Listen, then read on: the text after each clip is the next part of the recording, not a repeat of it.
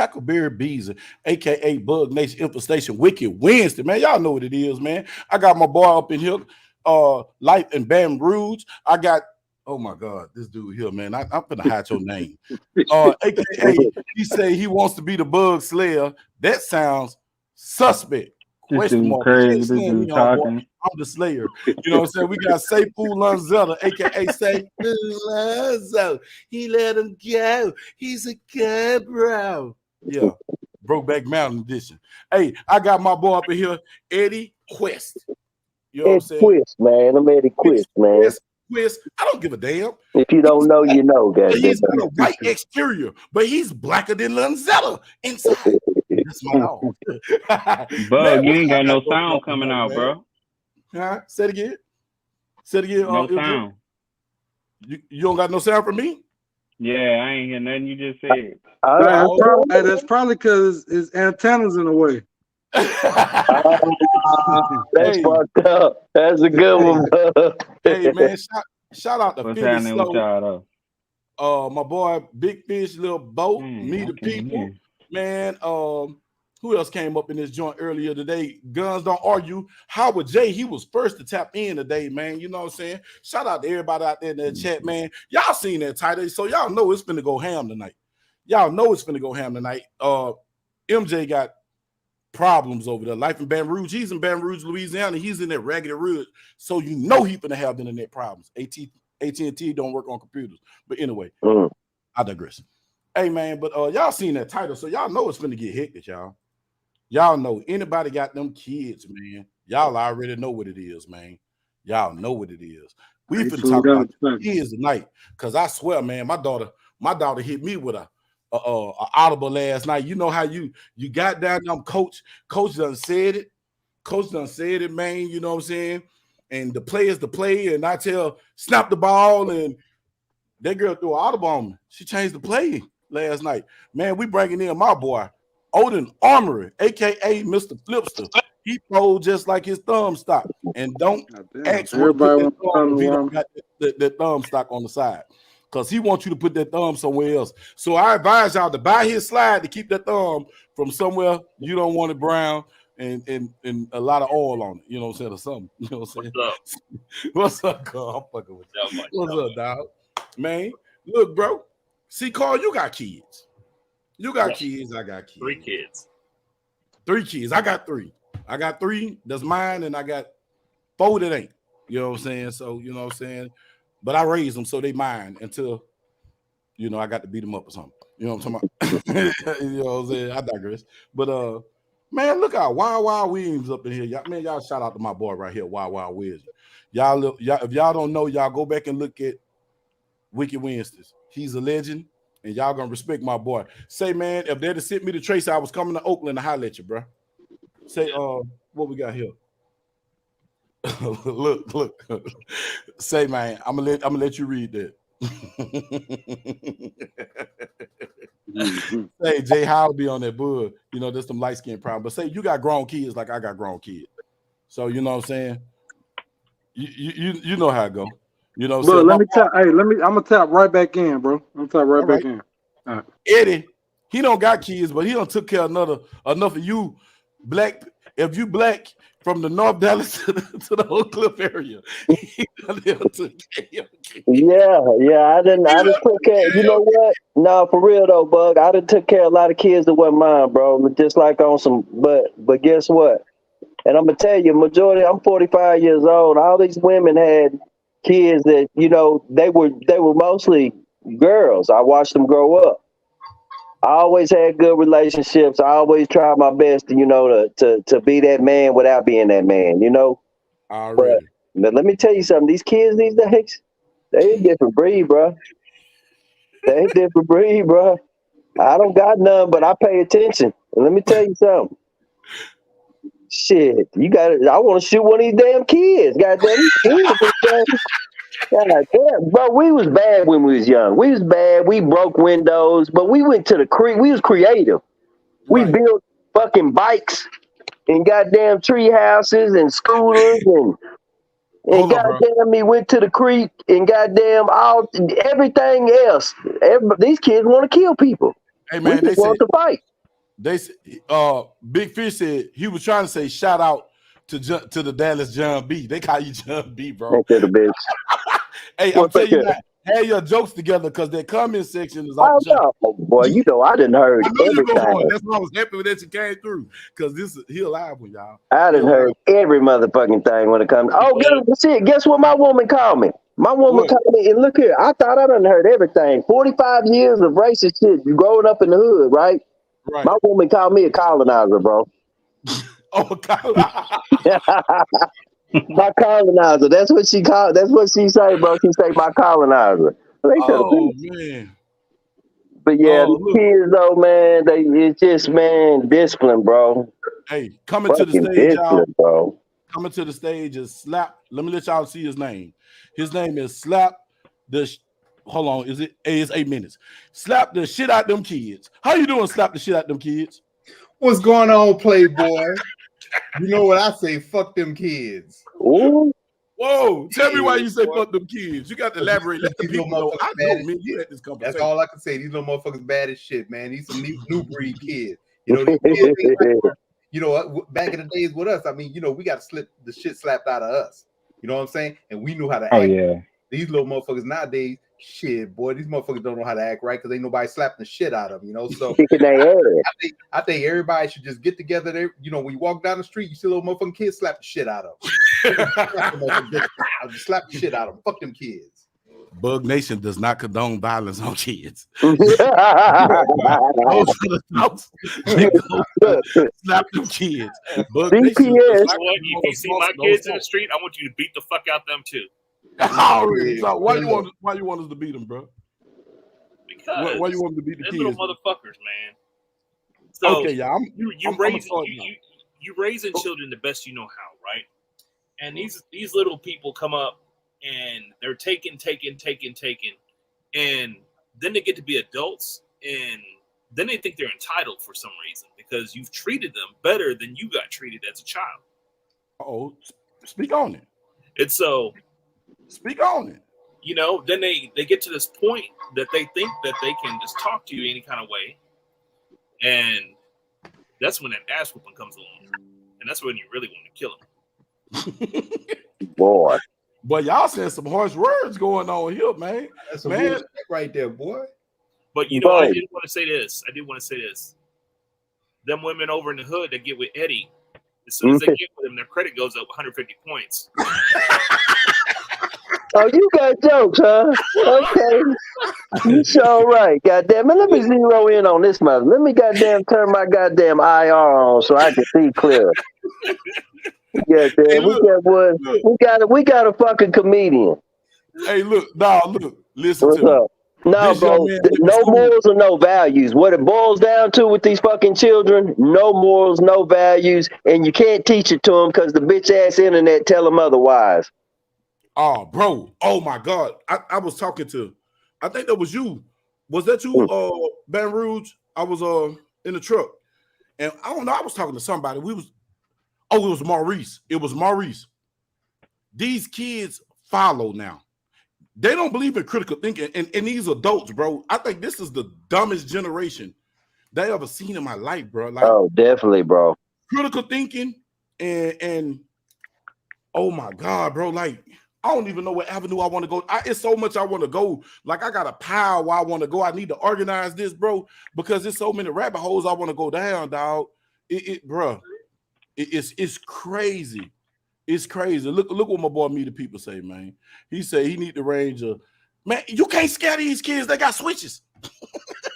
Shit. They got switches, man. You can't scare these kids, man. Like, what used to scare us, man, don't scare these kids, bro. Man, I see that with my grandbaby Rain. She finna be terrible too. Rain ain't scared of nothing. Rain ain't scared of nothing. Rain want to pick up bugs. She gonna explore. She don't care. Like, you can threaten her with a whooping. She know what a whooping is. Like, it ain't the same how it would. Like, we had fear. Man, we had fear of our parents. Did you have fear of your parents, bro? Carl, bro? If your parents tell you to do something and it was a certain way that they said that you knew not to play with them, bro? Man, I still got PTSD from Hot Wheels race car tracks. Yeah. Oh my God. extension cords. I know exactly what he talking about too. That's funny as shit. Like, hey, them plastic things never would give. They never give. Like say, boy, and you gonna have a track across your back. Right, he go to scratch his head. I started ducking because I didn't know if he was moving. He was just moving too fast. So, yeah, I got beat when I was a kid, but that's what made me who I am. And I learned. We all learn through pain. You don't pay your light bill, you gonna have pain. You mess with the wrong person in the street, you gonna have pain. You catch something hot, you fuck around too much and get shot, you gonna find out. Right? Fuck around and find out. As children, we got our ass whipped. So we were told not to do something. We did it anyway. We got pain. Man, like I said, these little motherfuckers dumb as shit nowadays, boy. They are. You think about all the little challenges these little dumb fuckers be doing. You know, you get up, you get in the goddamn shower, you gonna pour some damn lighter fluid on you and think you ain't gonna burn. Motherfucker, that's the dumbest shit I ever heard. Look what Howard J put in there. These motherfuckers dumb as shit. They dumb as Look what Howard J say. I just told my oldest kid today, she the smartest dumbass I ever met. Oh my God. No, that's some real shit. I done told people that before. You the smartest dumb motherfucker I've ever met in my life. I know an adult got doctorate degrees and PhDs, and I told him you the smartest dumb person. No common sense, bro. None. Bro, it takes situations to build you. It takes things. You got to go through things in life to build your character, to build who you are. If there was nobody there to teach you character, if you grew up one parent households or drug problem households, you have to go through things to build you and to build your morals, your values. Other than that, you're going to be trash, bro. And that's the problem with a lot of these kids. It was our problem too back then, but we had the neighborhood to help us. Now there's no neighborhood for these kids because the kids ain't outside. No. Because they bitch ass ain't in a tree. They ain't bumping their motherfucking head and their elbows and shit, riding bikes now because they got their punk ass in the house while looking at a phone. The other thing with that, even if it was out there in the streets or whatever, you know, the way shit is now, if you say something to somebody else's kids, these motherfuckers are gonna come and jump on you. You know, right, bro. Right. You're right. It didn't used to be like that back in the days. Anybody could whoop your ass in the neighborhood. Just riding in the street, back and forth in the street or whatever. You tell them, get out the street. I'm going to tell my mama. Then the mama going, don't you tell my kid anything, bitch. Well, excuse my language. Get your motherfucking ass in the goddamn house. You know, don't come out here with this crazy shit. You know, when somebody's trying to tell your kid right from wrong and shit like that. That's the fucking problem. These motherfuckers don't want to hear shit. You know, they don't want to hear shit, man.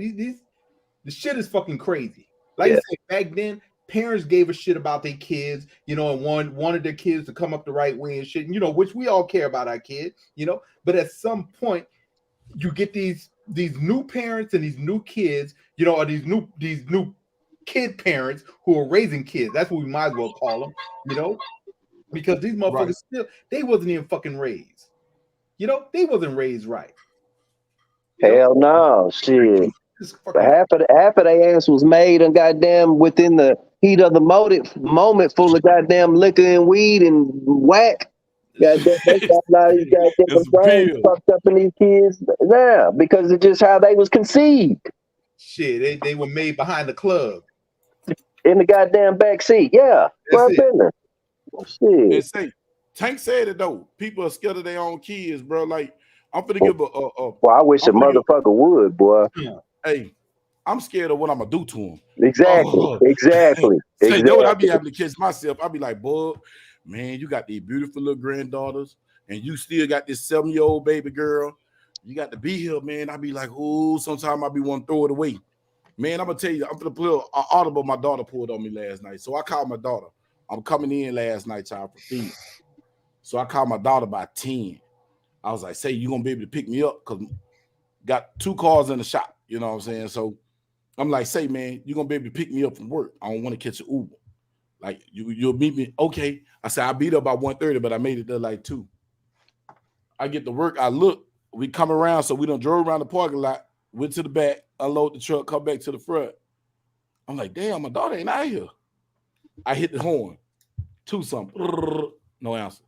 No answer. No answer. Sent the text. You forgot about me? No answer.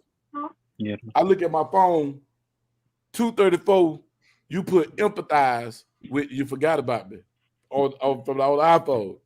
But my Uber ain't coming to like 3:10. I was like, oh man, that's cold. And that hurt in my heart. And that's when I had that. I was like, damn, I was talking to my boy about what the show title gonna be. Socks back on your feet. And I was like, man, fuck these kids, bro. Because when you need something, I'm there. Even when I say no, I don't even like you, and I'm still there. You hear me? Like, I don't even like you, for real. I don't like you, but you my baby. Like, I'm still gonna be there. I was like, damn, the time I need you, you ghosted me. It ain't like that. You should have said, well, Dad, I can't do it. I'm gonna do something else. Okay, Dad, I got you. Then you got nerve to wake up and call me. I'm sorry, I don't even want to talk. I'm gonna talk to the grandbabies. I don't want to talk. I'm in my feelings. You know what I'm saying? But man, like they so entitled, bro. Like, and I got one daughter, bro. I got two daughters and one son. You know what I'm saying? Shit. My son, he was raised by his grannies and mama, so I see the difference when they say it's a difference when a child is raised in a single man household and in bro. a single woman household, y'all. And don't let there be drugs involved. Don't let there be something else in the picture, bro. Like, for real. See, bro. When I say I see the difference, bro. And the entitlement. I was talking to one of my Bug Nation members earlier this week, and we was talking about our daughters because we got daughters around about the same age. You know what I'm saying? They won't ask you for nothing. They'll tell you what you're gonna do. When, Daddy, you want to get me a car? You want to co-sign for me a car? Daddy, I need a car. You need to give me a car. Or, it ain't never no, Daddy, could you help me? Could you get me? It ain't never asking. You telling me, or you want to use what I got. It's mine. I feel like T.I., that's my car. It's not yours. That's mine. I shouldn't let you hold it. You know what I'm saying? Like, bro, man, I can go down the list, but I'm gonna let y'all run it, bro, because I'm in my feelings. So I'm scoring right now. I just want y'all to know. I'm scoring. It ain't been 24 hours, so I'm really, yeah. Don't laugh at my pain.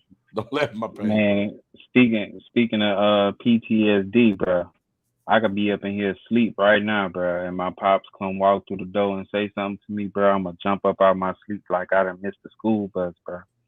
Like, still to this day, the sound of his voice just still strike fear through my body like that.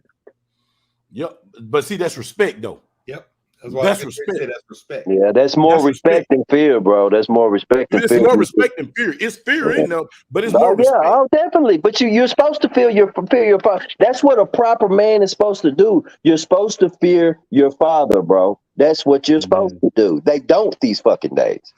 Yeah. Go call. I see it in the call face. Drop it out, bro. Look, your camera. I mean, your mic out. Your mic out. Your mic out. I saw it in his face. So I got a 3D printer sitting running right here. Okay. Now we can't hear it though. You got a good mic.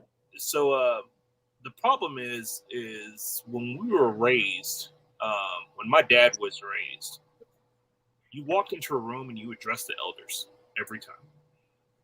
And especially when you walk in the house, you better say hi. Yeah, exactly. You better say how you doing? You're right. To anything grown in sight. And you didn't say no. You said no, sir. No, ma'am. And get caught not saying it, and you get slapped across your mouth, right? So kids these days, they don't have that same kind of respect. They walk in the house and they treat their parents like their backyard buddies. No, I ain't. You ain't gonna. What? No, for real. For real. Punch you in your neck. For real, though. Like one of my co-driver asked me last night. We was coming back. He's 70 years old, man. I say this dude here, bro, Medina, man. This dude here, he looked like he early 50s. This man 70 years old, early 50s. When I tell you, dude, me and this dude we was just talking, and he was just like, dude, I remember when he got hit with a race car track. Then he said, I remember my dad bust me up with a stitching cord, but it was respect. He said these kids, people don't even respect people no more because people are lovers of themselves, dog. I say it all the time, dog. Like I say this all the time. People are lovers of themselves, man. Like they're lovers of themselves, bro. Like people don't respect nothing to nobody, nothing. You know what I'm saying? Nothing don't respect nothing no more, bro. And that's crazy. Once you got a society that does away with morals, values, respect of elders, earn respect, gain respect, work for respect. Once that's going away, bro. That's going down the drain. Once that's completely gone, bro, it's done, bro. That's why this. If you believe that the world is even going to be around another 10 years, and you think that the kids is our generation, I mean, the kids is going to be the next, man, bro, we're fucked. Say for real, boy. You said a mouthful then, bro. If you believe that the world's gonna be around another 10 years, we're fucked. You said a mouthful then, bro. Put me in a wheelchair and roll me down the hill. If I get that off, I don't want to deal with that shit. Oh boy, I tell you the truth, man. It is absolutely, it's absolutely crazy. So I'm gonna ask you, slap them damn kids, man. What do you think that we can do to try to correct this? Shit, man, ain't a whole lot we can do. Yeah, no, only thing we could do, man, is just try and make sure ours are good, and if we have grandkids, make sure our grandkids are good, But the thing is, we gotta try to keep those bad elements from getting them. You know what I'm saying? Because once they get out there in them streets and stuff like that, and they start to, that peer pressure starts to hit them and shit like that, that's the shit that'll take over. And then all of a sudden, at that point, you start to lose them. So you got to stay on these little asses, man. Mm-hmm. Exactly, brother. Like what Me the People said. Look what he said, man. He said you're right. We need to respect others. And you know what? That's something that we don't show, especially like not trying to be racist, because I do got my white black brother up here. You know what I'm saying? Because I keep telling y'all that man is more blacker than a lot of these cats. And we don't respect each other as a people no more, bro. Yeah. Bro, you remember when I first came here in Texas, right? When I first met you, right, Eddie? You remember when I first met you, right? Yeah. Look at the difference between then and now. That's what I mean. We was that age back then.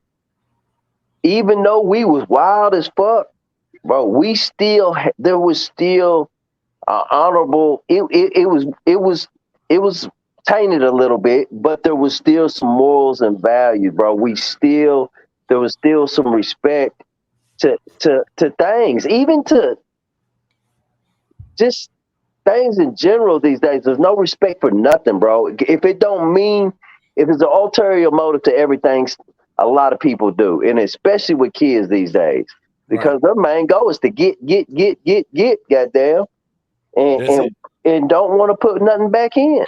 Don't want to put nothing back in, bro. We had to work. Even if you hustled hard for what you had. You didn't sit on the goddamn computer and goddamn get it. I'm not hating, you know what I'm saying? That's cool. There's ways of getting money in the easier way these days, but it takes away from things. It takes away from you. It takes away from your soul a little bit. It taints the person who you really need to be with all this fucking computer bullshit. Yeah, I'm old. Yeah, I'm 45. So what? Fuck this shit though, bro. It's all this old new way of shit. Man. So I'm gonna ask you this, bro. Since you on your rant, what is one of the most pet peeve things of these new age people?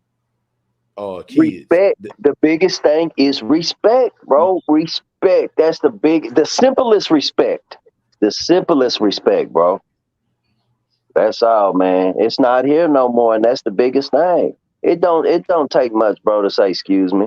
It don't take much to say excuse me. But they'll bump into you, step on your shit, and look at you. And look at you like you the one that's wrong. Bro, your old classmate just said, so ask yourself. Ask yourself. Your old classmate say, ask yourself. Yeah, Mika, say, ask yourself. Is your child the way they are because of you? That's the first step. Self-reflection. how we grew up, how our parents raised us, and did it rub off on us good or bad? I would say your son is a titty baby, so you should ask yourself that. And I'm gonna leave it alone. Now back to everybody else. I got to shoot at her because man, that girl got a sport. That boy, I'm talking about. I feel sorry for whoever like titties because you can't have none because he got both in his hand. But God damn. God damn. God damn, that girl got a titty baby. Watch this. She was done talking shit. She could have come up in there, but she was done talking shit. Now for real though, reflection on you and you, man, y'all. I promise to God, y'all. I had this conversation with my mama last night, and I won't say it got heated. It got to the point that the phone got hung up. But you know what I'm saying? It was me. I hung up the phone. You know what I'm saying? But I ain't disrespect her. I just told her I call her back. I call her back. But I had this conversation with my mom that me and my mama had to have a conversation that this dude here weird. Like, anyway, I ain't even finna address that. Now I'm gonna come back to that, Tank. I'm gonna come back to that, Tank. That was left. That dude just threw my whole combo off. But hold up. I was talking to my mom though, and we was just talking about, my upbringing. And she was like what she wanted for her sons. But my brother kids, my brother passed last year. And so his son graduated. He graduated, but he walked across stage on 28th of May. And then his little sister, my little niece, Zaria, she's going to a Nike basketball camp in July. And I think she's in North Carolina. I think she's supposed to be going to another one in Chicago. But she's in the Nike basketball camp. And so they trying to streamline her Olympics, something like that in it. You know what I'm saying? So she was just like, they offering her scholarships and stuff right now, and she's in 11th grade. And so me and my mom was just talking, and she was just saying what she wanted for us and everything. And then I just had to tell her, I said, say, Mom, at the end of the day, you got to take accountability for the things that you did that helped mold us to go some of the way we went. But at the end of the day, it's not on you, because I can give you a toolbox and tell you this toolbox fixes houses. It can fix anything in the house. These are tools. But if you take that toolbox and go try to fix a car, there's certain things you can fix on that car, but it's a lot of things that you can't fix on that car because the tools that you need to fix that car is not in that box. You weren't equipped with that because it was made for a house. You see what I'm saying? And some tools are unilateral and some are not. So I had to tell her, I was like, Mama, it ain't your fault. Because at the end of the day, you did what you did. It ain't no rules to parenting, but it was our choices and decisions. It was your choices and decisions that made some of the things happen and made us do some of the things. But at the end of the day, when I was old enough to make a choice and decision, it was my choice and decision that made a lot of things happen. So it's not on you. You see what I'm saying? And that's our job. Our job is to be there. I can't stand my daughter. My daughter makes my ass burn, bro. I mean, like, if I had hemorrhoids, she'll be it. She'll be that hemorrhoid that preparation H can cure. You have to go get a shot. Yes, man, because my daughter gets on my goddamn, I love her to death, though. Ain't nobody gonna touch her. And I would let her bump her head because some things, God, like what you just said, you have to go through some things, right? So I'm gonna let God let you go through things so you can learn those things, but at the same time, I'm still gonna be there.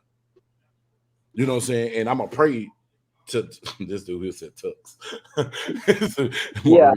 I never said you don't be there to try to pick them up when they fall or bust their ass. But you don't supposed to stop them from falling all the time. Exactly. And that was my biggest problem. Need to fall. They need to fall because you got to see how you get up. How you get up gonna define your character, bro. Yeah. What you got to say about that? Because Carl came back into the chat now. Mr. What's called came back in the chat. So tell me what you think about that, brother. What's your opinion on that? You know what? You can only raise them so far. And after that, if they don't have what it takes and you feel like you're going to do damage to them, mortally damage them, it's time to back away. There's some people you got to leave alone in your life because they will push you to that limit. Boy, you just said it. That's what I just said. My daughter, I treat her like straight vodka, taco vodka. So if anybody knows something about taco vodka, that is like the nastiest crap on earth. And if you drink it straight, it tastes like rubbing alcohol. But guess what? It go good in mixed drinks. It is the bomb in mixed drinks. So I treat it like taco vodka. I got to mix her up before I can digest. I just can't digest her straight. So I got to mix up the digest. But at the end of the day, that's still my child. That is my blood. That girl came from these loins. You feel me? But I'm not gonna save her from everything. I let her get down dirt to the rock bottom and come on, you can come over here. We'll build you back up. We'll build you back up. Because I want to see how you get up. It ain't about everybody can be up, man. I want to see how you dust yourself out. Do you dust yourself out, or do you get up with the dirt and get to it? Or is you that one that take forever to my? You know what I'm saying? Like, you know, it is what it is, though. But, you know, as Carl, you said, Carl, she's one of the ones that I have to step back from because she one of the ones that can go there and make me, well, she can't make me do nothing. I'll choose to lose it. You feel what I'm saying? So I'm going to take accountability for my action. I would choose to lose it because of something she said do. So I know in that aspect of my life, I need some working, so I have to push her away. You know what I'm saying? But like I said, I still be there. My hands is always there. I'm gonna be there. See, you know what I'm saying? At what point do you take responsibility? Because you know you've raised her right or raised her a certain way, and then she's acting a whole different way. You know what? Like, I'm gonna say this. With her, I can actually say this here. It was some things that I didn't know and I did. But to be honest with you, anybody that know me knew that she was spoiled riding. And that was one of the problems. She was spoiled riding. And you know what she used to tell her mama? She can get a butt whoop. I'm going to tell my daddy. And when she tell her daddy, guess what her daddy finna do? Investigate what's going on. When I shouldn't have investigated what's going on, I should have just shut the fuck up and let her mama discipline. You feel me? But it was times that her mama disciplined because she needed to, and it was time that her mama disciplined because she looked just like me. You look like your dad, and you know, and then I have to address it.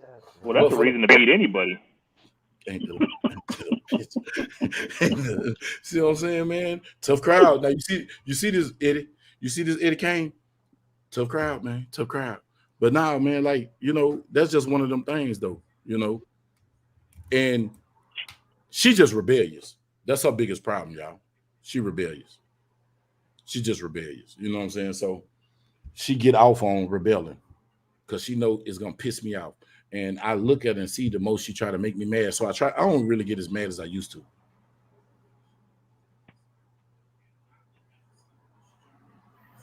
Yep. So what you got to say about that slap? It's a pimp slap. This fool stupid. I just paid attention to that. Look, y'all, look at this, man. This is when you know somebody got issues, dog. Look at this. Look what this man said. Hold on, let me take his what's called down for y'all can see his title. Look at his title. Look what he say. Who says this? At www.defundthekids.com. He's emotional damage.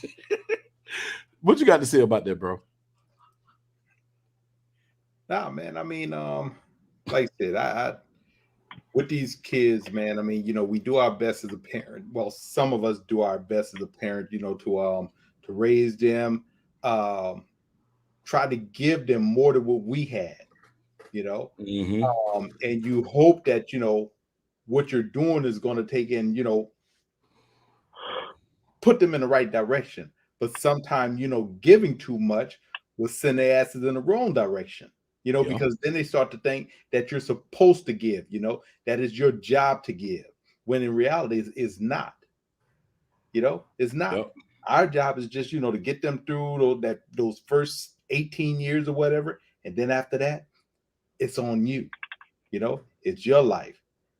Parent, mm-hmm. I mean, shit, we're working toward that stage or whatever where retirement and shit like that, where it's time to say,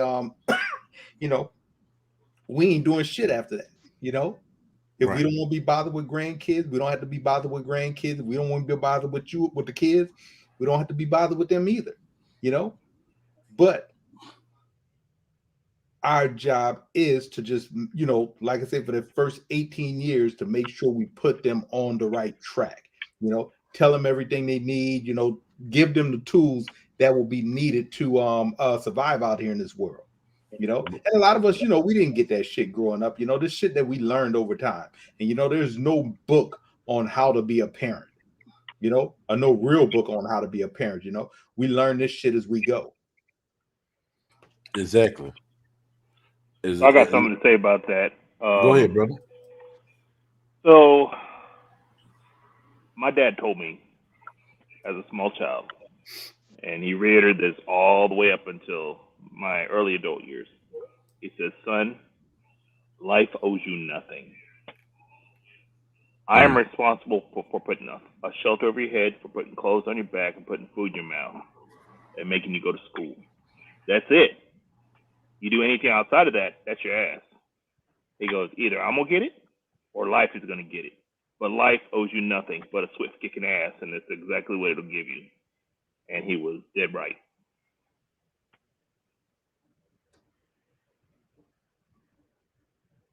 So I don't.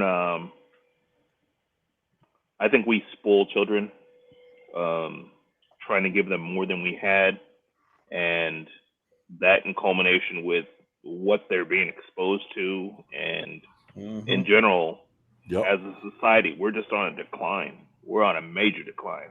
Yeah. And you know, I look at like China, those kids, Japan, those kids go to school 6 days a week, you know, and they also take piano lessons or karate, something after school. Everybody does something. And it's a race to college. And to get into college is a very prestigious thing. We don't have that here. Like, yes, getting into college is a prestigious thing, but we don't, like, the level of education in this country sucks. It just does. If you want a good education, I'd almost say you probably need to send your child to private school these days, because public schools ain't doing it. Now, there are some public schools that will be the exception. There are going to be some magnet schools and stuff like that. But just general everyday school, I think the teachers are burnt out. I don't think they have the support. I don't think they have the support of the parents. So as a teacher, I would get out that business, like, because I'd end up killing somebody's child, like, straight up. So you know what's so crazy, brother? See, this the crazy thing, Carl. This the crazy thing. You know what? I used to always say that, but you know what cultured me, and I say what tuned me, say fine tuned me, you know, rubbed off a lot of the rough edges. Driving them school buses, being responsible for somebody else's kids for 8 hours a day, 4 hours in the morning, 4 hours in the evening, 4 hours in the morning, 4 hours in the evening, doing it every day, except for school breaks and Christmas break, you know, spring break, school break, and a day here and a day there. I was somebody, daddy, uncle, chaperone, guardian, counselor, CPS agent, and police officer, because it was my job to protect them. Bro, when you do that, bro, what them kids taught me, though, and it made me a better person, they taught me consistency. Stand by your word and be consistent. I try to do that with all my kids and my grandkids. My grandkids love me to death. All my nieces and nephews, I am the meanest person on earth. I am an asshole.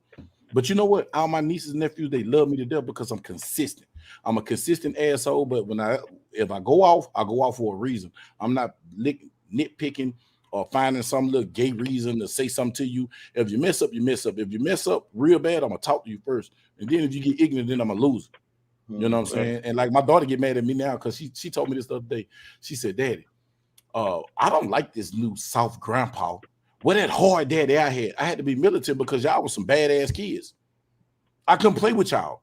My grandkids, I don't have to do that with them. I can tell Rain, no, why you do that? And I ask her a question.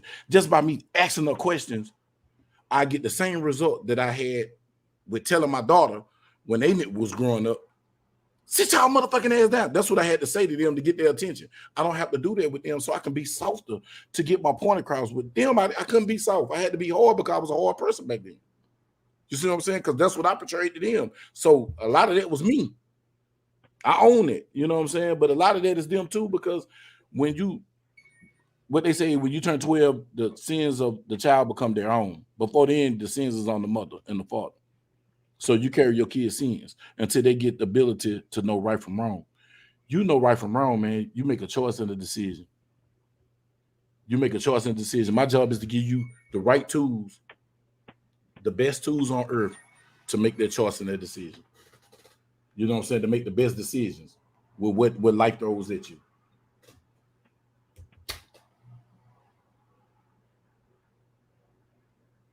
This man is crazy.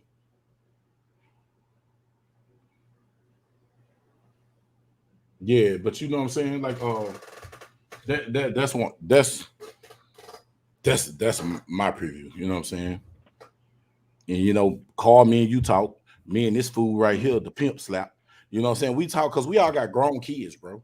We got grown kids, we got young kids, we got grown kids. And shit, it ain't the young ones, it's them damn grown ones, bro. It's some tweens, man. Them tweens, Make you man. want to kill them, dude. Man, and look, Maurice is real. That's real, bro. You know, people ask me if you could have children and do it again. Hell to the motherfucking no. No. Nah. God damn. Hold up, y'all. I was asked to drop. You know, I enjoy children, but I can go play with my nieces and nephews. I can go coach Little League. I can go do something. But when you think about your own children and how much they cost, each child is at least $150,000. At least. That was last year's estimate. You got to think about the deflation of the dollar and inflation now. So you got to bring that out. You know what I'm saying? What's going on, Deshaun? Like, I just dropped that link. So if you feel like you want to talk, Maurice, I really want you in here because you got kids too. I talked to that brother the other day, man, because I was having a moment. And that brother, like, really, I was on my way to Phoenix. And I talked to that brother a long time. You know what I'm saying? Good dude, man. I'm glad that God allowed me to surround myself with brothers like slap the shit out them kids. I still can't get over that. You know what I'm saying? Odin Armour and Life in Baton Rouge. He don't say too much on camera, but he do say a lot. Ain't that's right, pal. But man, you know, dog. Yeah, you know what I'm saying? But I dropped that link. Whoever that was just text me. Who was it? Just text me. Yeah. But yeah, man, but you know, we say fuck them kids. We say fuck them kids because that's how we feel at that moment. But when it boils down to it, we ain't gonna fuck them. Nah, you know what I'm saying? We ain't gonna say fuck our kids. Them our babies, man. Because what you just told me the other day, you talked all that shit, but you still went and did it. We talk. Look, I lose every fucking time, boy. You say every time. I sit there and say I ain't doing shit, and I sit there and smash my hand on the counter and shit like that. And a few hours later, all right, fuck it, let's go to the store. All right, Maurice. Maurice said once his wife jump in, I mean, she dip off, he won't jump in. But yeah, but look, and I give it, but I'm gonna tell you something. I'll be hard. What's up, Kennedy? She can't hear you. But she saw my hand, so she know what it is. Mm-hmm. Yeah, she know what it is. So you know what I'm saying? Like, I just don't give it to them when they ask me for it. I ain't gonna give it to you when you ask me for it, and especially if you've been disrespectful. My thing is this here: any of my kids and anybody can get anything from me as long as you're respectful. Mm-hmm. It's a disrespect, and that's what make you say fuck them kids is the disrespect. When I'm gonna give an example, say you Baton Rouge, my brother, right? Baton Rouge, my brother, and that's his daughter. You know what I'm saying? I treat his daughter like it's my daughter, and then she disrespect me or do something just so vile or disrespectful. That's the thing that I hate. But then you got the nerve to come ask me for something. Y'all, coming to the stage, they got Now Later as an avatar. Now and Later. I mean, we can go so far with this, but because she's a lady, I'm gonna let her make it. Lies. Now Later. What you trying to do? You sound like you're selling something. Hey man, we got Mika coming to the stage. Who's Mika? They can say, I want it now. I'm gonna suck this later. Oh, yes. That's messed up. That's fucked up. I'm just listening for now. You know what? I know you just listening, and Bug is over there. He's on mute talking to you on our side. But I want you to run over and just and just punch him in the neck one time. We got to see this. She ain't in my vicinity right now, y'all. Sorry. Another location. That's why I'm talking this shit, because she can't do nothing. Yeah, man. But now, what you feel? Say, look, let me tell y'all something though. I commend this lady here, bro, because this lady here done raised other people's kids when other people didn't even respect her for raising their kids. And to this day, they kids still like look at her as a mama figure. You know what I'm saying? Like, I know you've been wanting to say, give us a time when you want to say them kids just sideways, down, up, like gang signs. It's been a lot of times. Man, we ain't asked you a lot of times. I said, give me one time, one particular time. Now and later. You can tell it to me now, because we don't want to hear it later. Damn, it don't take for me, I think it was when it was the baby mama drama. That make you want to say fuck them kids.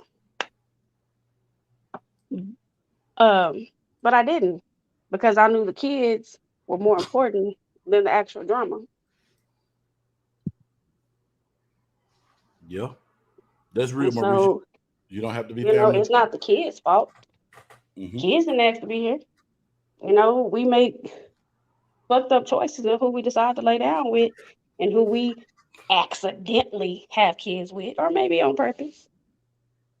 Damn, that girl shooting slugs. Shots fired. Man, damn. Never. He got Teflon chest. On chest charger. I can take it. Yeah. Would you say they accidentally had a kid? I don't know, man. Shit happened. Shit happened. Yeah. It do or did. But we get frustrated with our kids because hell, our parents got frustrated with us. That's only natural. But sometimes as a parent, I feel like, they human beings just like we are. So the communication is not always there because some of us weren't taught to communicate. Because some of us just got our ass whooped and some of us didn't. I can't say that because I was a spoiled ass brat. Right. So, I had the best stepdad in the world. That man never treated me like I was his stepchild. He never told nobody I was his stepchild. Even though I had a child as a teenager, I still was able to grow up. I was still able to. My mom made me be responsible as far as staying in school and getting a job to raise my child.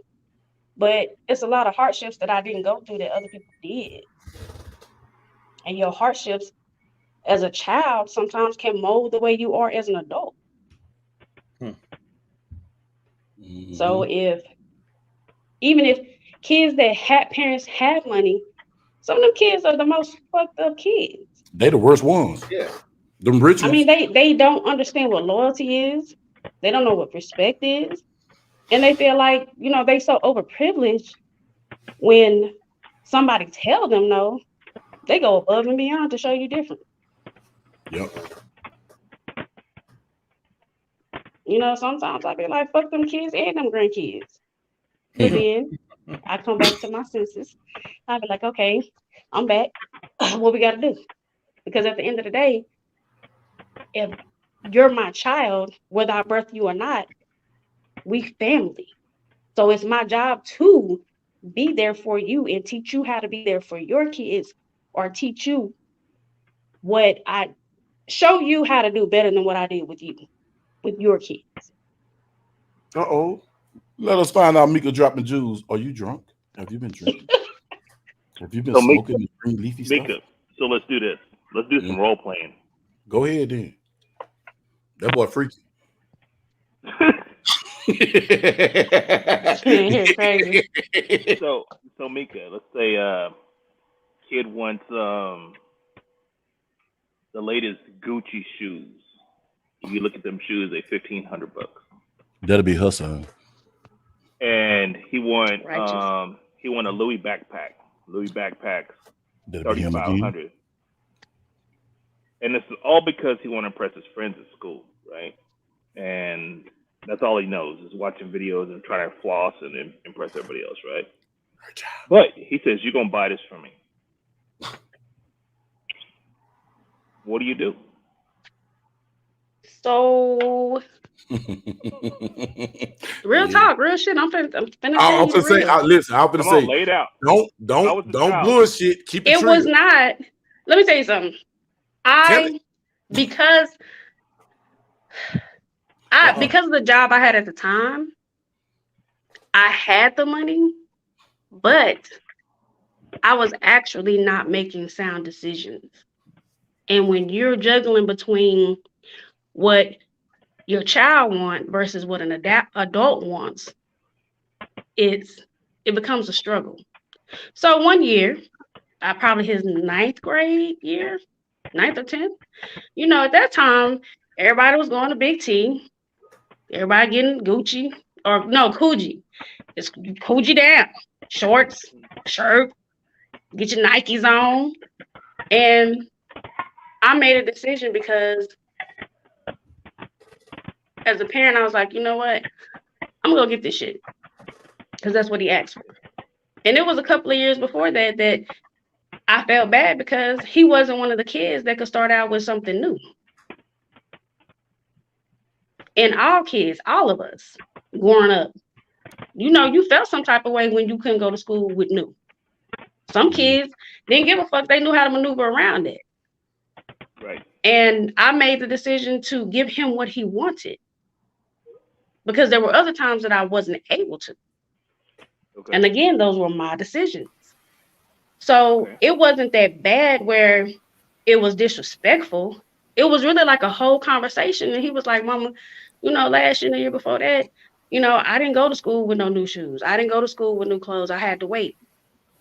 Can we get this and that this year? And I made a decision to do so. Me and my son have not always had we don't have a perfect relationship. It's better than what it was because he was a granny's baby. When he was 14, from 12 to 14, at 12, I wish I wouldn't have let him go stay with the person that I conceived him with. But that's what he wanted. And I had to show him he's not going to.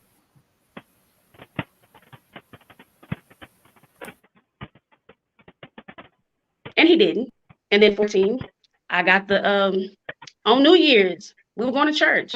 I got the speech. I got the I hate you because I made him go to church. Mm-hmm. And he enjoyed himself.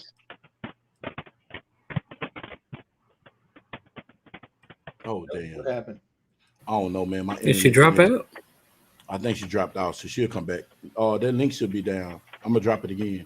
If you can hear me, come back in. The internet's starting to act crazy again, bro.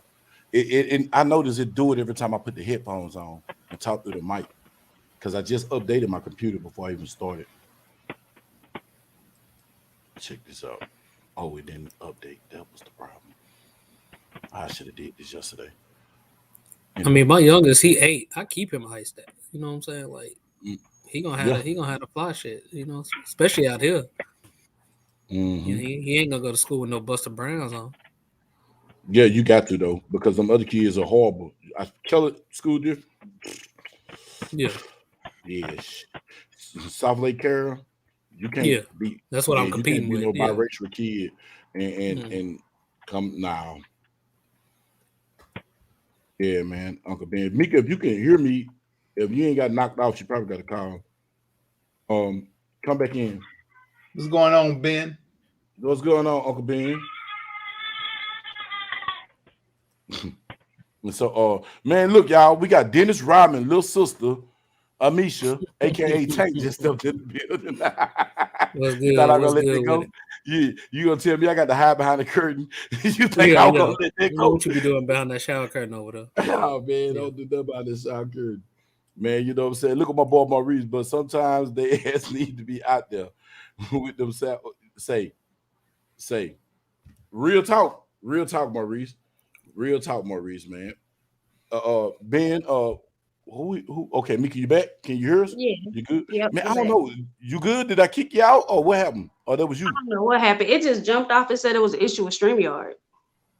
That's StreamYard again, y'all. So it's not me. It's not. I'm thinking it's my internet. It's StreamYard, and I pay for this shit. Like, so Mika, what do you do when this kid says, "I hate you"? and you're not my real mama anyway. That might have been said behind my back, but that's never been said in my face.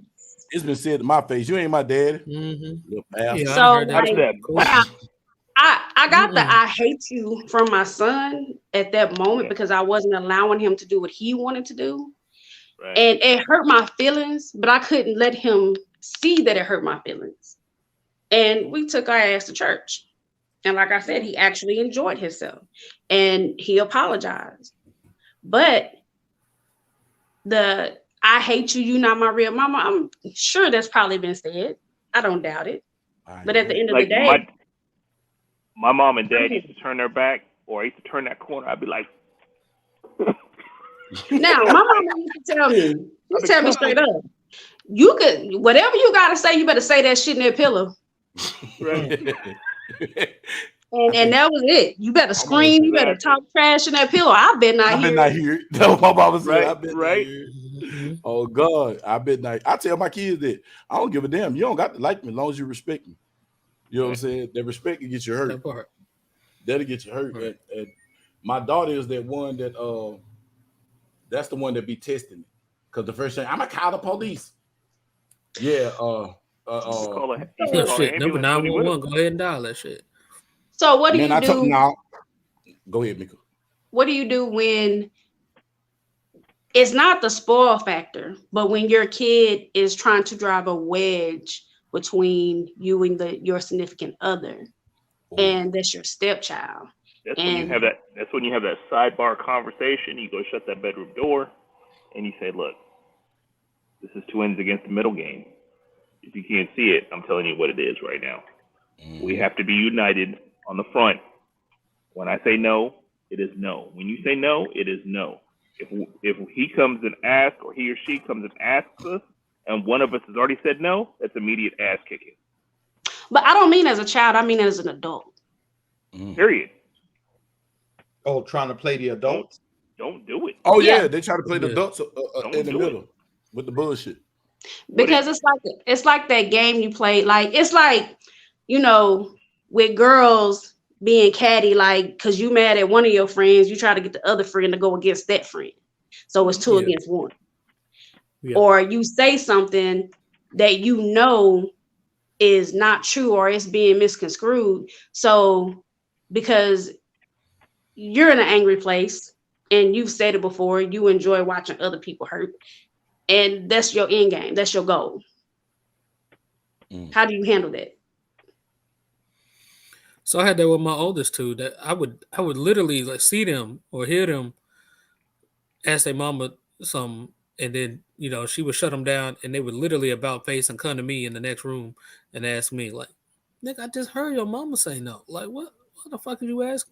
And a lot of times I would agree with my kids. I would want to do whatever for my kids, but I just had to eat it. Like, hey, this parenting thing is more important right now. Like, she said no, then we gonna stand 10 toes down on that. Like, as a parent, as a co-parent team, that's what we gonna rock with. Whatever. A lot of times, like I had to put that over my personal interest. You know what I'm saying? Like that was more important. I had to recognize like I wasn't the most important thing in the situation. Right. Hey, but you know what? This is so crazy. So me, if I'm in that situation and I see that situation, I assess the whole situation. The child perspective, the adult perspective, and my perspective. The truth is in the middle of those three. Because I'm not going to choose one over the other. I'm choosing right over anything. Because I done had this situation where my mama came into a situation and these two people arguing. It's my significant other and it's my mama. Both of them wrong, but my mama wronger. And the first thing I did, I chose right. Mama, you wrong. You can't talk to this lady, this lady house. You can't do that. You got to respect another woman in a castle. I'm not gonna let no woman disrespect you in your castle. So how can I let you disrespect her in her castle? That's my mama. Wrong is wrong and right is right. So I'm gonna pick right over anything. And then if I know if it's my child doing that type of stuff, and I see that you causing chaos, that's when I'm gonna back up off you. Like I said, I can push you away from me, and I just not fool with you, but I'm still gonna be there for you. Do that make sense, y'all? Uh-oh. Makes sense. There go Maurice. He said something. That's for you, Mika. I can't see the chat. He said, I just put it on the screen. He said, as Mika, it ain't gonna fuck up my happiness. You're gonna discuss the issues, especially as an adult. If you a hurt person, you like to hurt people at Tank, at bullshitting United Front. He said, ain't no bullshitting United Front, and that's real shit.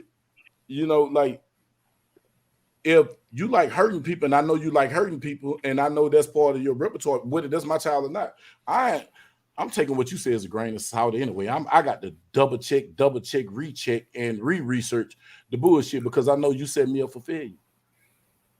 I know you set me up for failure. And while William said, put him aside. Man, what's up, Ground Talk? I sent you the link. God damn. Let them sleep in the garage for a night or two. Say, boy, I love you, but we'll go to jail in Texas. Don't play this shit. There's no law. I'm not gonna lie though, as a father of a girl, that experience of having a daughter helped me understand women better. To be honest, to see it from zero, from Jump Street, like it helped me understand these grown women that I was dealing with a lot better. Come in, Grind Talk, because you got some kids. Let's talk about it. So I got a question. Go ahead, talk. It's wide open right now. For the men, because I know mothers do it, and I know because Bug just said, you know, when his daughter mom look at her and be like, oh, you look like your daddy, and you know she in trouble because she looked like her daddy. So when you look at your children and you see their mother in them, does that piss you off when they're being that side of her that you really, really hate? Hell yes. Hell yes. No, I'm gonna say this, and then I'm gonna let you hear this, MJ. Me, yes. If it's some of the ways that I hate about that mama, this has happened in real life. My daughter have said some shit that her mama said to me 20 years ago, and I reverted back to that moment of time of me and her mama, and I snapped, and I had to catch myself and like, before I know it, I was like, Tasha, you get on my goddamn nerve. They were like that. I said, oh shit, that's my daughter. Let me check myself now. But I stepped out my body for a second, like, oh shit, you acting just like your evil ass mama. Real talk, bro. Real talk. But go ahead, MJ, man. Nah, I was just about to say, man, whenever I see certain characteristics from my daughter's mom that I dislike and I don't agree with, I just do what I can as a man to try to teach her the right way, to show her the right way so she could handle it the way it's supposed to and not the way that her mom is the way to handle it. Because everything is not the right way to handle certain situations. Exactly. You know? Mm-hmm. And that's good because she's still young. But when you're dealing with an adult, a grown-ass adult that is your child, and they are reflecting the ways of that mother, do you distance yourself for a little while, or do you have that conversation and say, hey, that's not you, that's them? Well, having that conversation can lead to distance. That's been my experience, at least. Oh, say it. And that's the white Dennis Rodman. I'm gonna fall out with my daughter. I haven't talked to her in over a year now, because I had to point out some shit that along those lines. But I also had to weigh it that I'm a grandfather now. You know what I'm saying? So she has a child. So instead of worrying about feelings of the situation, I had to worry about the exit. Like, I need her to see this. I need her not to repeat those. You know what I'm saying? History repeats itself without no interaction. Like, I can't have it. You know what I'm saying? You know what I'm saying? In her childhood, between her mama, we had CPS all in our life and shit. Like, mama left and ran off with with her other nigga left my kids in Austin and shit. I had to go pick them up. You know what I'm saying? They was in the back of the CPS car. Crazy shit. You know what I'm saying? Mm-hmm. I can't have my daughter repeat that shit with my grandson. And if she never talked to me again, so be it. But I had to speak on that. Like, for the love of my grandson. I need her to see that pattern and break that shit. You know, we talk about them generational curses and shit. Like, shit. Hey, if I never speak to her again, but she gets something out of that, so be it. What's up? We got Paradise and we got the boy. Grind Top Magazine has entered the building. You know what I'm saying? What's up? Okay. Brother. My boy, Odin Armor. What's going on, everybody? What's going on, bro? What's good with it? What's good with it, man? So, I also had to weigh that. Say, if somebody got YouTube in the background, mute the YouTube in the background because it's gonna mess with the feed.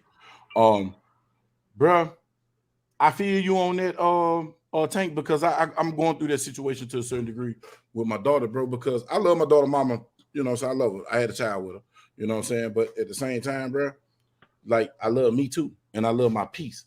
And at one time in my life, I had to, you know, I put okay, bet. I bet Roots. I had to stay a figment in my child's life.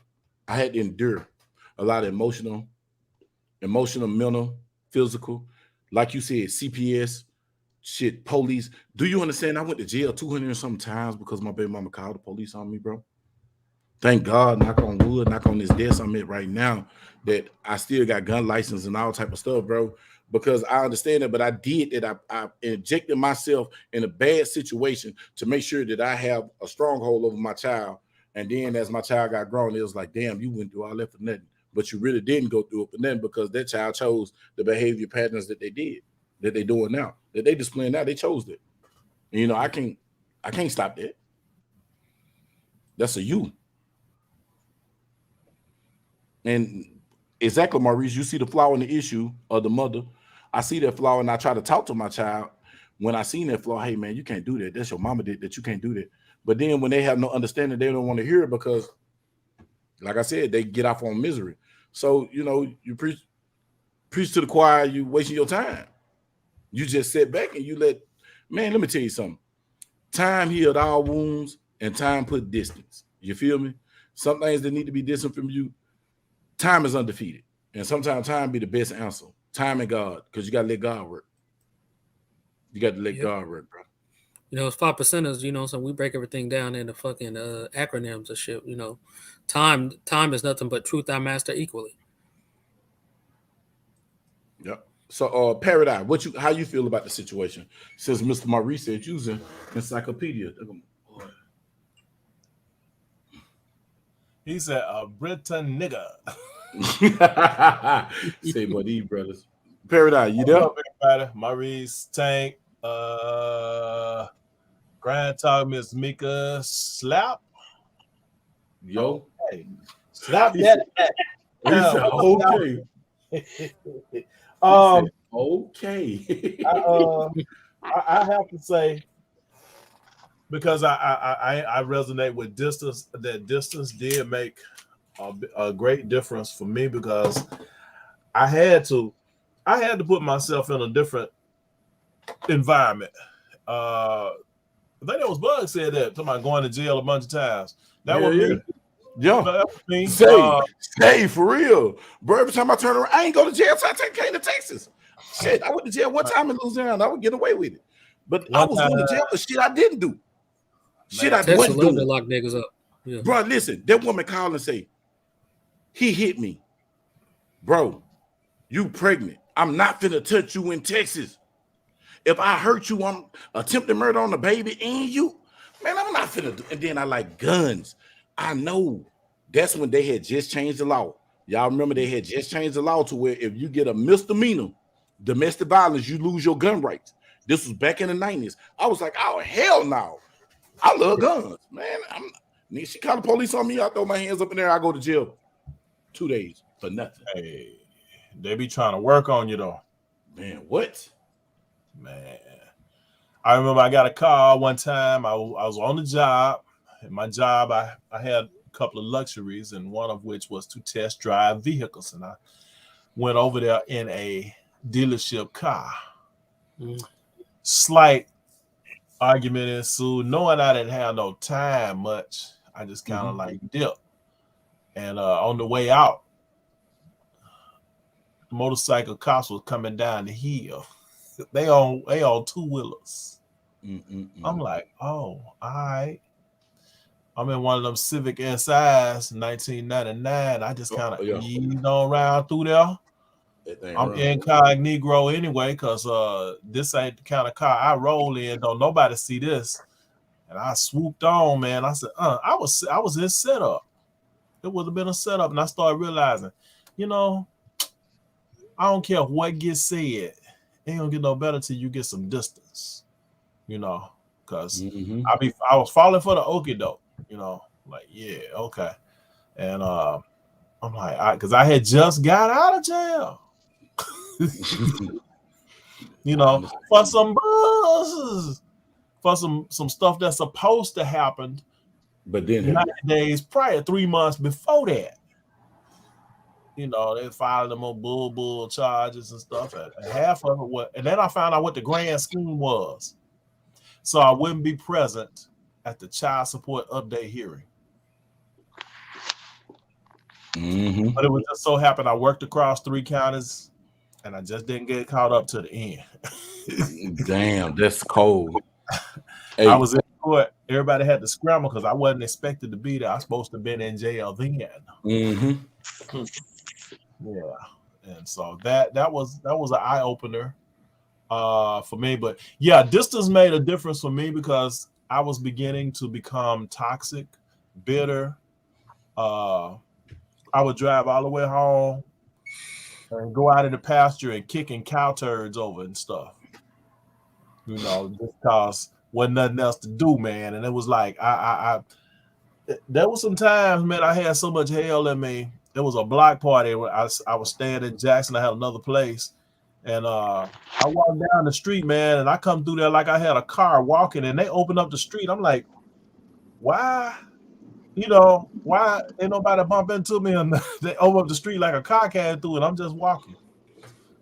It was something on me wrong. Something wasn't right about me. My spirit wasn't right, and it didn't matter who was drinking or what. They didn't nobody. It was just what it wasn't. It was that day that it wasn't gonna be a good day for nobody.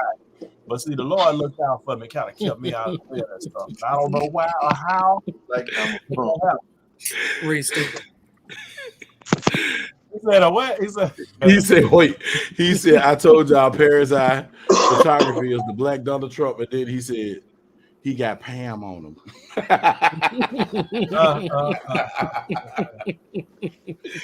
But hey, I ain't mad at Donald, man. I used to grab them cotton pickers by the grab handles, man.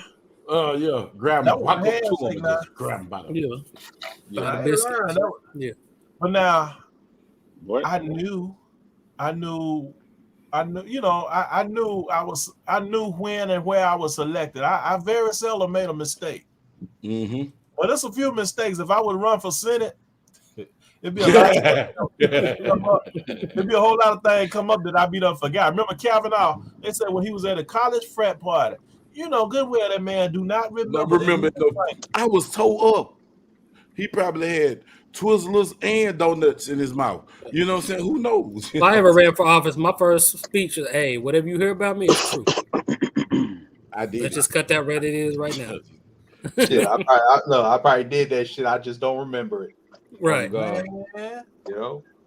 Man, it'd be a mess when I see somebody be like, hey, I remember you. I'm in a state of shock. Yeah, for real. What do they remember? Look, my mind running. What did I do? What do I do? What time you remember me from? You know what I'm saying? Right. Hey, you ever been out somewhere and a random female come up to you, be like, "Hey, you don't remember me from something?" You be like, A lot. Hey, is this one of them skeezers back? Hey, look, you know what I asked him? You know what I did I promise them? Most time I can't recognize because they done gain weight. Well, I'm an Say, old look, man, No, so that's you know, that's the I truth got a though, history. man. I can't remember all of it. he said they done gained weight. Yeah, they be safe then. Yeah. Yeah. Oh, They look, didn't gain weight or their ass just look old as hell. because You that still dude look done warm good. out. They recognize you, but you don't recognize them. Mm-hmm. I'll tell you. So what you think about this grind talk, man? You ain't said nothing since you got in here. Oh man, you know, I just been listening and just listening to everything. And, man, you know, I just think really, you know, you gotta watch who you fucking. You know what I'm saying? Be fucking with them kids like that. I mean, we know we were fucking with back in the day. You know what I'm saying? We just Yep. care less to pay attention to the character in it. You get in them. You Right. get what I'm saying? And vice versa. They saw the bullshit in us, so we can't complain what we get out of it. So we got to raise what come out of it different than what we were doing. You get what I'm saying? But if we don't do that, you know what I'm saying? Sometimes it just follows this shit. If mama was a skeezer, I mean, 7 times out of 10, the daughter is a skeezer. Yeah. Apple don't fall too far from the tree, basically, though, what you're saying, huh, sir? Yeah, right.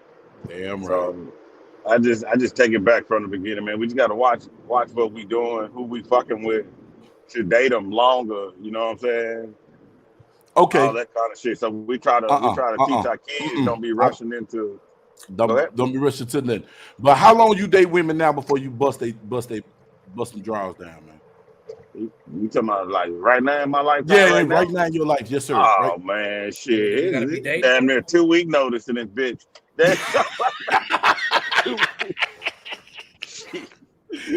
I mean, because I ain't looking for too much or nothing. You feel me? Ain't nothing wrong with excuses. I mean, I'm just dating, I mean, I know a woman when I see one. You know what I'm saying? But hey, that give you up on a lot of people right there. Because a lot of people can't identify with a woman. Hey, and look, I say this to everybody, and I got in trouble for this last year. You can't treat a lady. You treat a woman like a woman, a lady like a lady, exactly, and a hoe like a hoe. You can't treat a trying hoe to make like one a into a lady, and you house can't wife. treat a lady like a hoe. Unless Right. she's your hoe, because she could be a lady in the street, but a freak in the street. That's cool. But you look, you can't treat everybody got their category. You treat them as such. You treat them as such, bro. And that's all I got to say. And then this boy here talking about your pull-out game weak. What if your rubber bust or they take the rub out the trash and stick it up in them and get pregnant? Then what you do? There's all type of ways to get out here. When people think you got their bag, man, look. Ask Jesse. Say, ask that boy Drake. Drake put hot sauce in his condom and the girl tried to sue him. Mm-hmm. You know what I'm saying? So, like, it's all type of games and stuff played out here. You know what I'm talking about? It's all type of games played out here. For real. Man, if you really want, I mean, that's also real. Hot sauce at? He had the hot sauce in the bathroom or the bedroom? He had it in his pocket. Yeah. On some real shit Some though. Shit, I mean, maybe on some real shit. Maybe us as men need to back up off of trying to smash them so fast and so early. How about we make them wait months and all that other shit till we see what kind of character come out of them? You get what I'm saying? But that's what most of them is trained to do. Yeah. So we need to train ourselves to do the same thing. Yes. Yeah. But most we people but it take two to tango though, right? Like I'm only trying to be responsible for me. I'm not trying to be some grown woman daddy and shit. Yeah. What's up, Silverback? I mean, if we had enough discipline. If she give it up on the first day, that's on her. Like that, shit. That's her agency to do that though. He said, "Are you crazy, grind talk?" Fatland said, "Are you crazy, man?" Look, I was just talking to an older. Crazy. I was talking to an older lady last night. You know what she told me? This woman, 61 years old. She said she went on a date with this dude, older guy. Mm-hmm. He's supposed to be the pastor. Mm-hmm. Dude went outside, got on the phone, then came back and tried to explain. She was like, "Damn," she knew he was lying. You know what I'm saying? And she told me this. She said, "Look, you know what? The prey is the predators now, and the predators are the prey. So for a woman to say that, bro, a 60-year-old woman to say that this day not you, man, that's some strong words. The prey is the predators. Everybody know that women will prey. because that's what we used to say, right? Man, we finna get this chicken. We finna pray. You know what I'm saying? Oh yeah, we finna get her. I'm gonna knock this. I'm gonna climb this John deal. You know what I'm saying? That's prey. But now the prey is predators. The women are predators now, man. Yeah. And the men are the prey because these men so soft. They act like, and then you got a soft dude that act like a female. Then he go have a kid with a hard ass woman. Now this kid is all mixed up. And then you got what we got now in society. Because the kid ain't led by the man supposed to lead the woman and supposed to lead his household and lead the kids and teaching and styling the kids. And now these dudes, they have raised and the internet raised. They follow TikTok. Let's talk about that.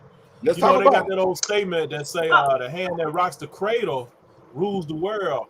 And as a result of what's been going on, you know, I mean, you can't blame the female, but as a result of the way society has been structured, most of the time the male is absent or has to be absent or will end up being absent at some point in time, whether it's jail or know, death or something, you know, or just having to move on and try to find a job. And sometimes, you know, that don't work out.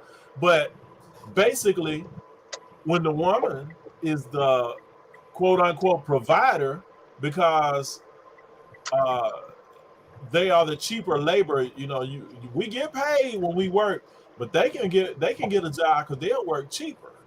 You know, they don't get the equal pay. They just now starting to talk about them getting the equal pay and all of that kind of stuff. And the employers know they will, you know, and promote them and put them over you and all of that kind of stuff. And so those are the dynamics that change a lot. And it's even back in the old, I don't know what you call the slave memoirs, that they would take your woman and put at the door to watch you. You can escape, you can slide by that man, but you can't slide by your woman. Right. And now if she's a spy for them, you sure enough got a problem. So, you know, and so now, you know, we came into that era of Superfly and pimping, and we got that great idea that this was the way to live, while the government was giving the handouts and everything else, saying, hey, you keep the man out the house, keep him in the background, make, you know, this, that, you know. So that was a situation where, okay, they could, what, AFDC, dependent children, that, you know, they could get the money as long as there wasn't no man around. Man present. So basically, they had a rental man. Yep. You know. Yep. Somebody drop down some rent money. That's why the narrative is always some bullshit. We got to really call it out what it is, right? It's 2023, so we got to let me say something about some of these aggressive women. Some of these aggressive women are not aggressive because they want to be. They be angry. They're followers. Okay. There are some women that are alpha women. Oh shit. There are some aggressive women, but some of these girls out here, some of these women, they're doing what they see somebody else do. Just like some of these men. That's men not their followers. Yes. They following. They want to be like the next man because they think that that's what they should do, and that's really not their role. Because all men are not alpha men. So with that being said, some of these females get themselves into situations that they really don't want because they thought that was the way to go, because that's what they saw their cousin do, their sister do, or their homegirl do, and it looked like it worked out for them. Yeah, and I agree with you, Mika. But I gotta say, like, then that's on their dumb ass. Cause we ain't day one, day two into this shit. We 40, 50 years deep in this shit. You got generations to look at, and that shit ain't worked out. Your great grandma is fucking mad at the world because her life ain't panned out, and you wanna emulate her? Go ahead with your dumb ass. Most of us don't know shit about our great grandmas. But I'm just like, we got way too many examples of that shit not working out, and people still right now today, May 10th, 2023, want to emulate that. It's no different from if you tell. We gotta call that what it is. It's no different from if you tell your child don't step in that impound because you're gonna get bit, and they do it any damn way.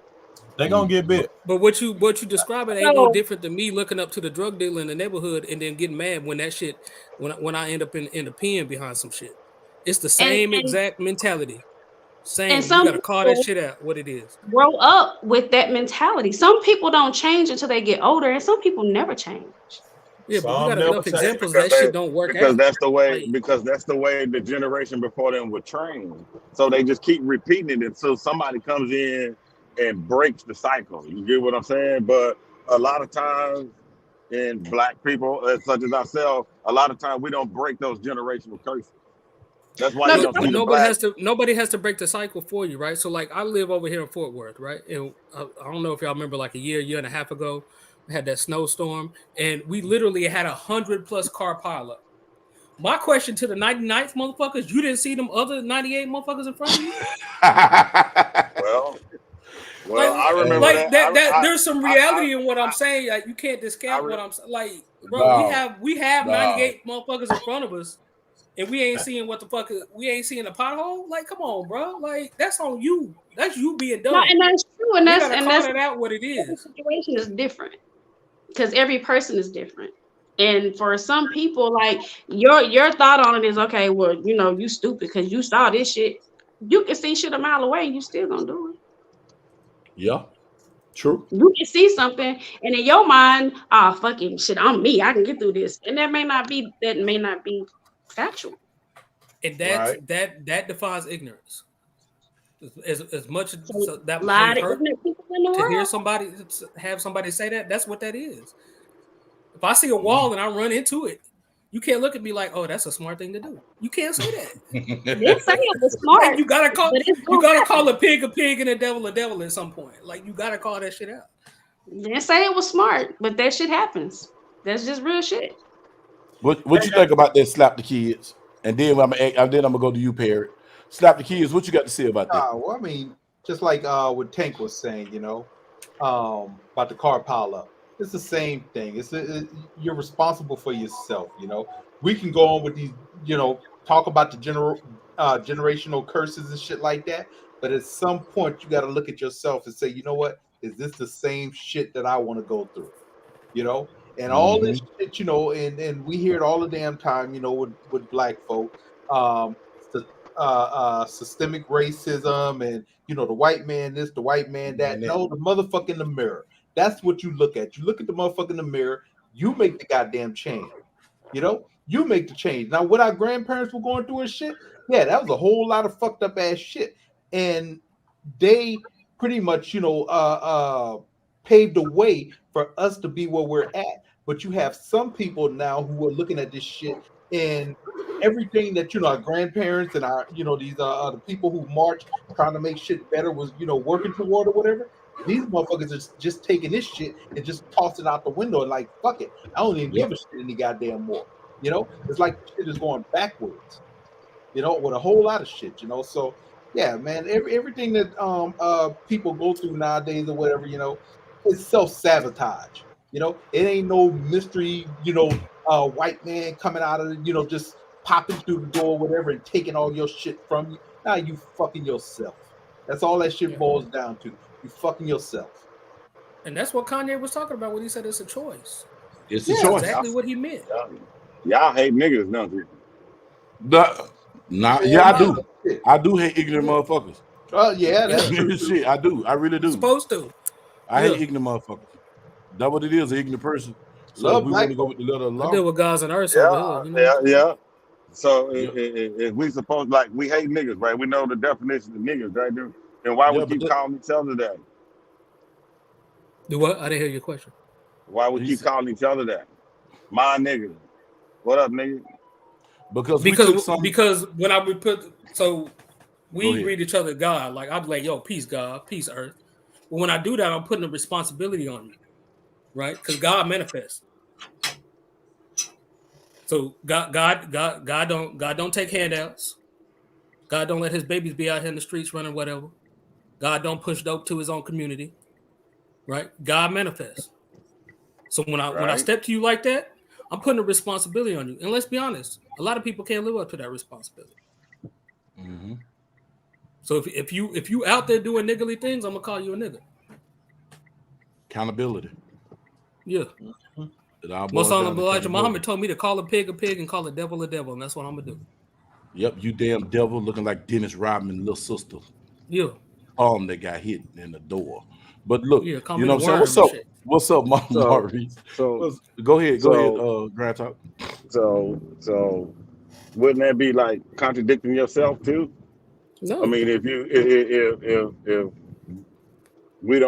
saying we supposed to call people niggas, right?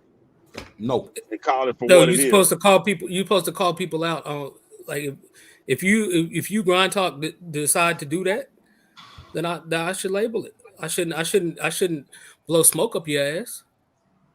If you out here being a bad person, I shouldn't be telling you, oh yeah, it's good, that's right, baby. Oh yeah, you can get it together.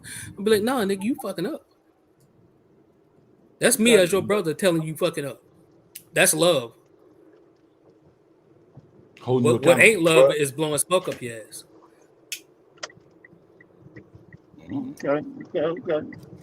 So how many Muslims on the panel right now? How many Muslims? I mean, I don't even consider that a label that I use anymore. But I'm just, hey, real talk. Like, if you out here smoking crack, I'm gonna call you a fucking crackhead. I am. Like, That's it. If you believe in if you saying Elijah Muhammad, that means you're Muslim, right? No, that's my background. That's my background. Yeah. Okay.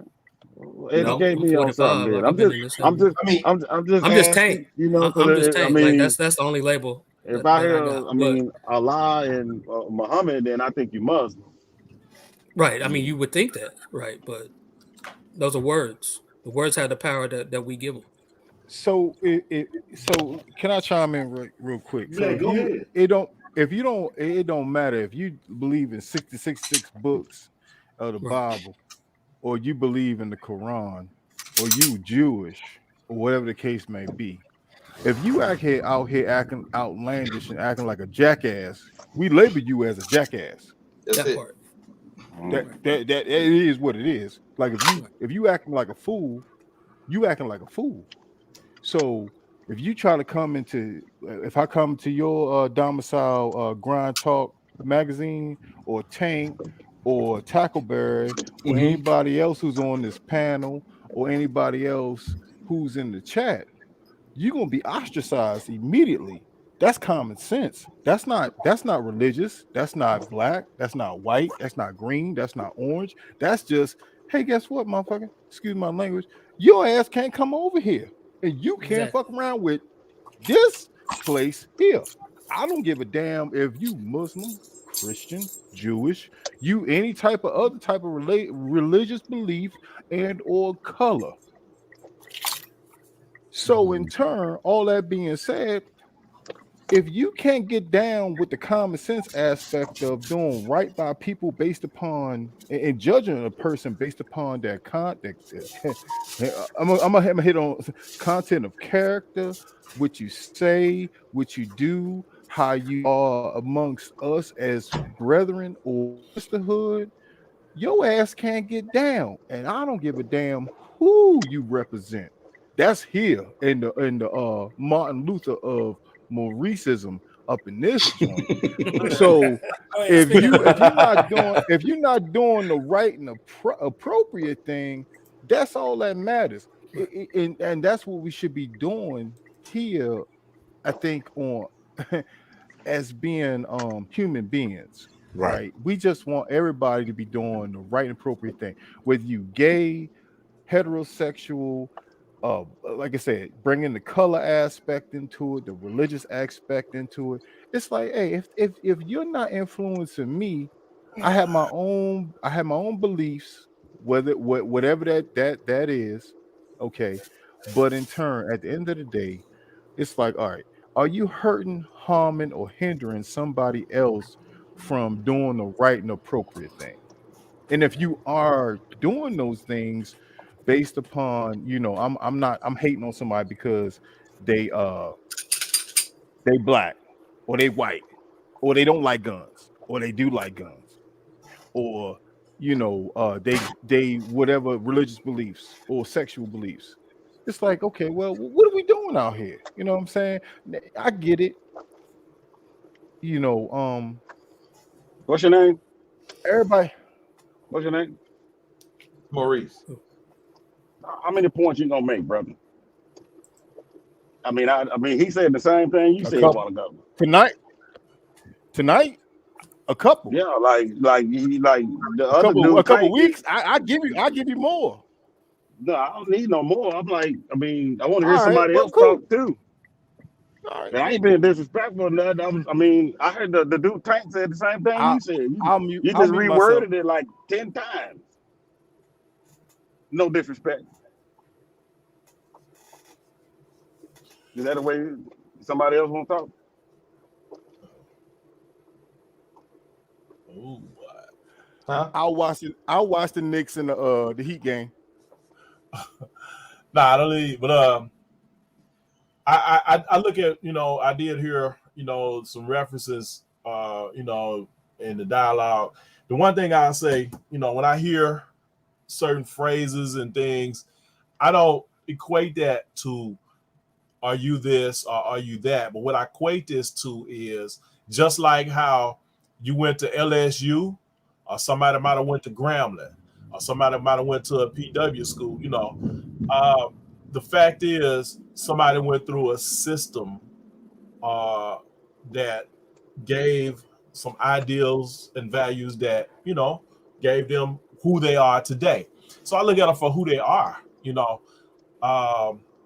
and I respect the fact that whatever it took to make a man be that man, that was his route. And then, I may have had to bump my head in certain areas to get where I am, but, I deserve my respect in the ranks that I can teach my children, hey, that right there, that'll get you, that'll burn you. And, those are some things that it just became my constitution. Basically, is I don't judge people by really what they say, but I kind of give them respect by what the way they say it and how they present it and where they're coming from, and their life experiences and what they share. And a lot of times everybody has a valuable viewpoint. So I don't try to go out against others. But it was a point made earlier. I think it was Miss Mika was talking about how sometimes women are followers, sometimes men are followers as well. And sometimes children are raised by silly ass parents. Just get it right. Sometimes it's the men that's silly, sometimes it's women that's silly. We're supposed to be leaders, but sometimes we never grew up in certain respects, and our children had to tough it out. Sometimes we had wise, and then like with me, I had wise parents, but I broke out. I wanted to do some stuff that they said don't do that. You should not do that. Well, yeah, I wanted to see by doing some of that. And that's kind of how our little, some of the girls, they mothers and stuff told them that Pee Wee Herman wasn't good, but they found out Pee Wee Herman could do some different things, and they never experienced it before. And they, just like we all, we tried some different things. We wanted to drink, we wanted to puff pass a little bit, and we had to get to a point that it wasn't for us. We had to grow beyond that. Bible said, the scripture in the Bible said, when I was a child, I spoke as a child. I did things that a child do, but it said when I became a man, I put away childish things. So there's a point that we get to where, hey, I can't be just judging by your working man's tennis shoes because you probably working, But and then through YouTube, we can see it even with the gun game and all this. Some people, be honest, we do things, buy things, and show things just for another man to like it. Yep. It's almost like that childhood. Look at me. Is that enough to get my head rubbed, massa? But it ain't. You know what I'm saying? It's that mentality that slips back in, and we gotta watch ourselves because sometimes it's like, come on. When do we stop the dick measuring? You ain't supposed to look off in the trough. When you walk up, a part of that to an extent is just human nature, right? And I still do that shit too. Like I'm a sneakerhead, right? Like Yeah, I do that shit. I spend way too much money on this shit. You know what I'm saying? Like, be whatever, you know. But then I carry a Taurus. But we you got know. we gotta move past being. We gotta move past being. I do. I carry a G3C. That's my EDC. That shit. Then I Yes. carry a Taurus. I got a whole bunch of tennis. Oh, you carry a Taurus, but I carry a Taurus. I mean, cleaning it right now. but, Just you know, putting up the range. some of us are simps. And they say they ain't no simps good. for real. Not necessarily based upon our gun and our sneaker game. Some of us are simps out here walking this world. Yeah. Like they don't want nothing more. We want to rely on and lean on basically something else that get us thrown off of the main goal. It's just doing right by others. You get slipped off on being Muslim. We asking stupid ass questions about being a Muslim, or we asking you a Baptist or something else. Yo, based upon like, are you doing right by your people? Are you doing right by your family? Are you doing right by, like, asking a dumbass question? Like, I mean, oh, never mind. I'm this ain't my show, but we asking stupid ass questions, and we need to be in the real. Like, okay, what we doing out here? There was a homeboy up here in DMV. I sent Bug this. This mug, 12 years old out here. He did 9 crimes between the middle of April. Oh, you saw that shit too? May. Yeah, I'm like, who the fuck you pay? We pay. They ain't got no religious beliefs in it, nigga. You who are your parent at? Okay, then you got another mug up here in DMV. He jumping on the bus. It's 3 of these motherfuckers jumping on the bus to go and shoot and kill somebody. Like, excuse me, that ain't got nothing to do with no goddamn Muslim. No, fucking, but you know what? Palestine, whatever. Yeah, be smart. Be a parent. What the hell did I miss? Because I fell off. I don't know. We went off on some tangent somewhere. I don't know. I'm just saying, what the hell did I miss? Because I felt this is the thing. I'm talking. Go ahead. Well, go ahead, Murphy. You paying for Streamlabs like Netflix. So yeah, everybody else got subscriptions for free. We as adults, we sitting up here, we talking about stuff that ain't got nothing to do with a hill of beans. We talking about, generally, most of us, we not rich. Okay. So it's about what we doing for our families and what we doing for ourselves to make ourselves better and to flourish in this thing called life. Right. Right. So in turn, okay, you got all these kids out here doing X, Y, and Z, doing all these other crazy old things that's like, okay, well, you need to rein it back in. But at the end of the day, who does it fall upon? Who they looking at? They not looking at the kids. Who they looking at? The parent, right? So we have to come up with answers and to actually navigate and guide these children through to get them to a certain spot and navigate them in life, whether they be 10, 20, 40. Because guess what? As we start getting older, these kids still is what? Our kids. Yep. So that's it's not based upon like, okay, the other part of it. This is what the other part. I don't know if y'all missed it or dropped off or whatever, but it's not based upon like other beliefs. It's just like doing the right thing and getting them to a point to be productive individuals in society. Okay, but we also have to understand a lot of these parents need to be parented, right? Yeah, because they weren't raised right. That's the point I was making before I came in the chat. When somebody said, you step to somebody's kid and the parent be all on you or whatnot. That right there is a very viable sign. Right. Right. The reason why a parent does that is because they don't have an outlet with their kid. They scared of their kid. They probably getting pimped by their kid. Right. Now here, hold on. Now check we not friends. Maurice.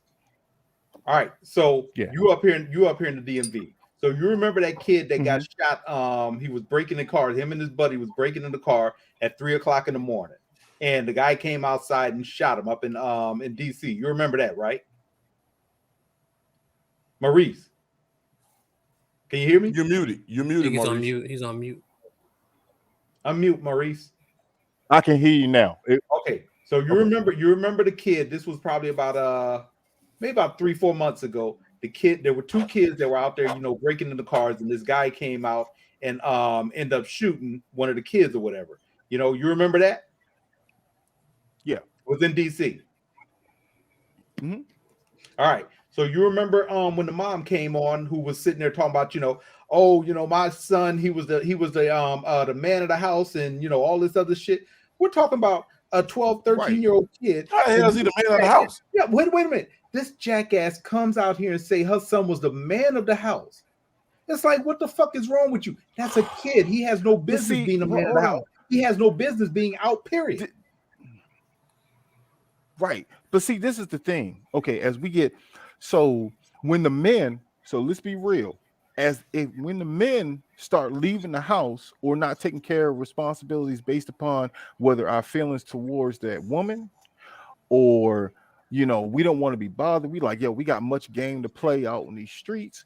We have to recognize the absenteeism that occurs in that house, because guess what happens? That woman, she starts to hold that male child, whatever, especially that male child as a false idol, like, hey, I need to hold this. This is the man of the house here now, and he is going to be like my husband, because they have no one else to divulge that information to put that obligation on, whatever the case may be. So they put that burden on.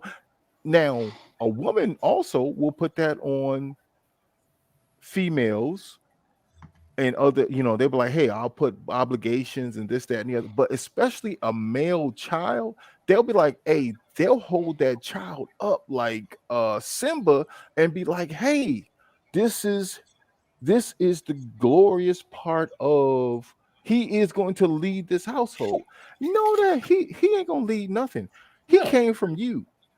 You need to lead him, and you need to tell him and guide him as far as you can as being a mother, a female, because no female can finish off a man. Not a one. Because guess what? You're not a male. The female, I can't finish off my daughters, because guess what? I'm not a woman. So I can't tell you what you're supposed to be as a female. I can give you what a male perspective is, but I can't finish you off and tell you, hey, this is what you are to be. No, I can't do that, because we don't have the same mindset, genetics to be like, hey, I can't.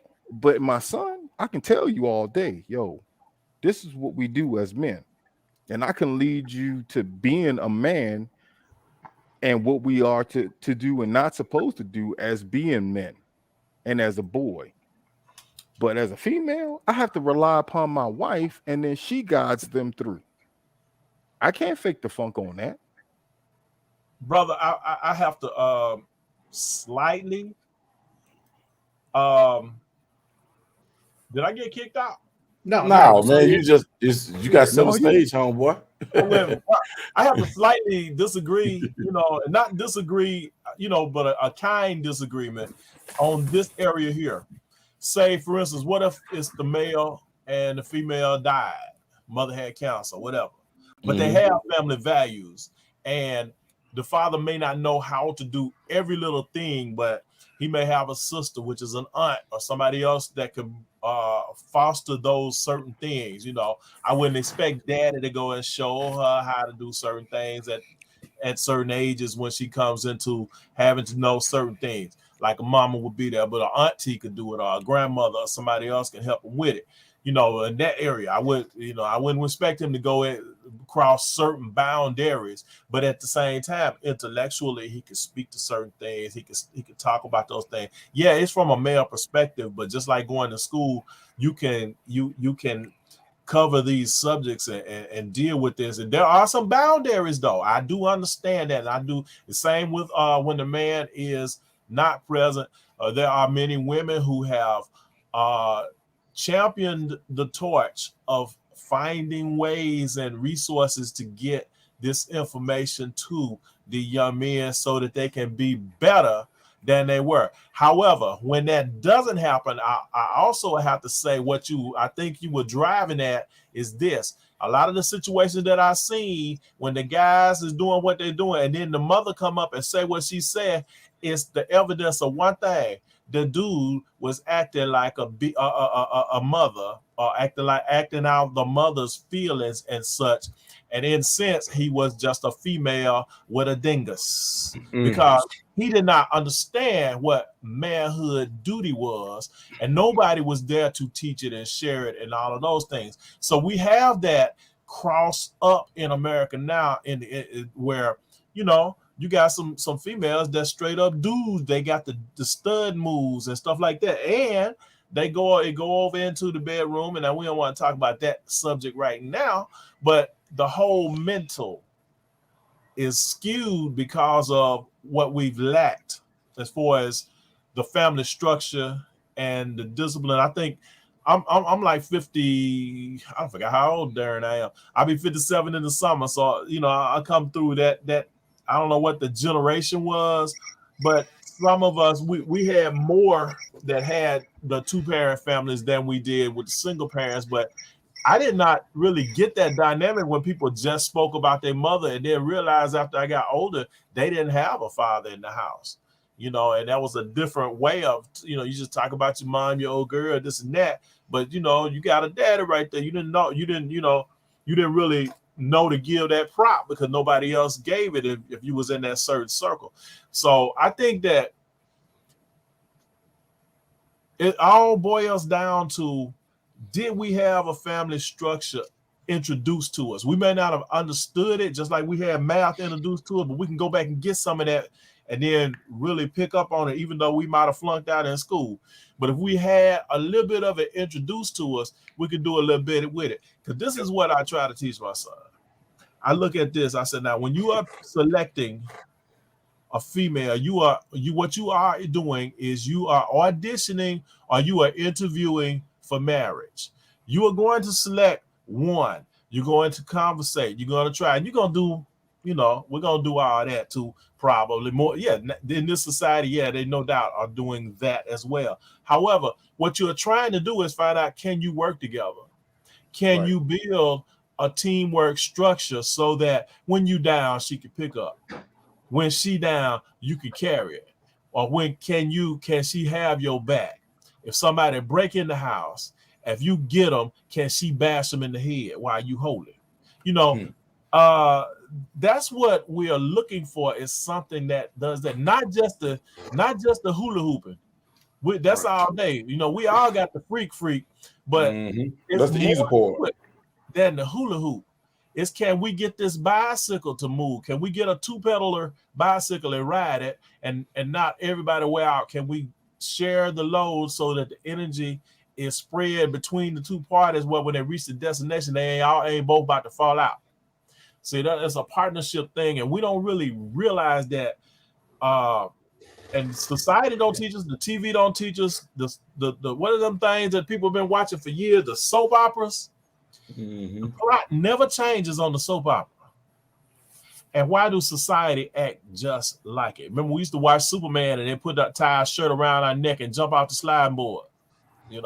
Because everybody want to emulate the same thing. Now everybody want to run a gun like John Wick. They saw that other movie, they turned the gun sideways, but the model has been stolen, or we have allowed the model to get erased of what it's like to be a family, of what we should present before our children.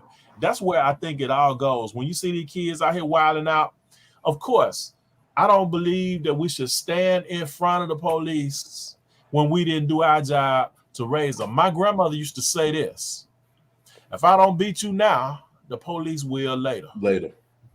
And I didn't understand that because I was like, why are you doing this?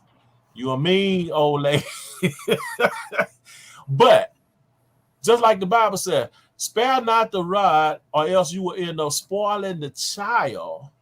And it said, don't spare because of his crime, because you are saving him from hell. Now, I understand some people don't look at the literal hell, but the damnation of the hell of the jail, the hell of the streets, or the embarrassment of not raising your child. And as you are old, then people look at your children and say, that is a DAM fool. His parents didn't do SHIT with him. That's how, that's an embarrassment when they look at it. Now, I get it. There's some that are going to be lost. But we got to do our darndest not to lose the masses. Every now and then you got a cub that come through the bunch. We don't want to hear that. But we work on that cub. And a lot of times they can be a cub, but they just know how to act. And they know how to get by. Because what would happen? I don't know. Bud, you kind of young. Did y'all get beatings? Did you talk back to your mama now? I thought about it. She thought about it. I talked up under my breath. Switch, stitcher cord, fan belt, whatever she could pick up. I remember I went around behind the door and I had my mouth out trying to talk. What you say? I'm like, what? I see you. I had a slightly different dynamic, but yeah, you know what I'm saying? Like I had a slightly different dynamic. I really didn't have that. But you know what I'm saying? Like I still had to be accountable to something. There's still a system that I had to be accountable to. Okay. And that's what I talk about. Like it whether you come up in a traditional family or not, like biology gonna teach you need a woman if you're a man and vice versa. Yeah. What other lesson do you need beyond that? Well, let's see. If you need a lesson outside of that, then humanity gonna die in one generation. Well, we figure out how to get food biology on is biology at the end of the day. I got you. Because we kind of get together and figure out how to make that meal taste better. So I got it. Yeah. So that's a basic. There's some things that you just gonna have to pick up as you go. Yeah. To Paris I's point, I don't agree with at all. So I should say some of the points I understand. But he got that Trumpism. But I'm gonna tell you like this, like, hey, that's how I grab. If you go look, if you go ahead and if there's a situation where certain stuff muster up, like you need certain finishing off points. I have my two daughters. We have conversations all the time. At being 7 and 13, that's the ages of those two daughters. There's certain aspects I don't know, and I can't fake the funk on to be like, oh well, I can give you what daddy's biblical understanding is, and or physiological understanding is as being a man, because that's what I've been for 42 years, going on 43, hopefully. Right. But I can't give them that information. I have to rely upon their mother. Now, if there's a situation where their mother has something was to occur, and then there's another outlet, then yeah, absolutely rely upon that, because guess what? That's what is most going to be responsive to you, because I can't tell you about a period. I can't tell you about childbirth. I can't, to a degree, from a man's side, I can give you what my understanding is as being in dating, right? What a man should be, what a man should do, this, that, and the other. But from a woman, a lady's aspect, I can't give you that information. I can give my son that information, like, yo, you supposed to be treating a woman like this. And if you're not treating a woman like this, then you bullshitting and you not doing what you're supposed to do from my aspect, my point of view, Maurice's point of view. But in turn, like, okay, I can't play the Emmy Award winning Oscar role to be like, oh, this is what you're supposed to do, because it's not. I can't. So in turn, I can't finish. If I'm there, I can do my best as a father. If God forbid my wife to be taken from this world, to give them that information, I can try my best to implement what she might have thought or might have been through or whatever the case may be, but that's not going to be the totality of, because it's going to have the man perspective or switch on it or a tang to it, to taste to it. So no, I can't. You know, I get it. You know, my sisters, I give them much. My older sisters, and they, I got three sisters. They sit up there. They did their very best. They played the man role and they played the female role. They were they got them kids, them girls, them boys through, and they was like, hey, this is how it's going to be, and this is how life is going to be. Do I see it from a broad spectrum? Some of the flaws, yeah, but in turn, they did the best that they could do to get them through and get them to winning and get them to be the best that they could be at this juncture in life and be ready for life. And as an uncle, do I come in and interject? Yes, but I'm not there instilling those seedlings and watering them every day to do what you. No, I'm not there. But hey, if you call me, you want information, absolutely. But it's better off that the fathers are there. This goes back to that part. Yeah. The fathers is there, the mothers is there, so they can get both sides of the loving. And more importantly, not only the loving, that was probably 1A, the education. So Yeah. you could tell me I'm 42 going on 43. I ain't 50 something like Parrot Trump, but I can tell you this. In my perspective, right here, like Bug you about can't tell 65. Yeah. me that. Look, that's all. Look, I thought my wife think me sexy. I'm good. So I'm like, hey, you can't tell me that a father and his influence, and y'all know this too. The father's influence, as well as the mother and her influence, isn't as precious as one side versus the other, because it's always good to have that information to counterbalance and get, because we No. can't tell we can't we, I can't tell what my wife would tell my daughters, because if something, God forbid, was to happen, shoot, you want to talk about a brother reading Chinese and being lost? Right. I would be.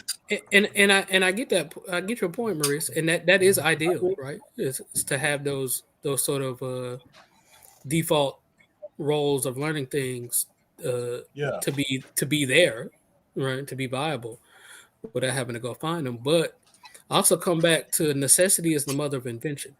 We have to understand nothing exists in our existence right now in the course of human history that didn't come from zero. So you can't tell me these people in the 1300s and 1200s and 1400s were somehow smarter than me. They could figure it out. Let's say you from um, the inner part of Africa where it's just desert, it never rains, right?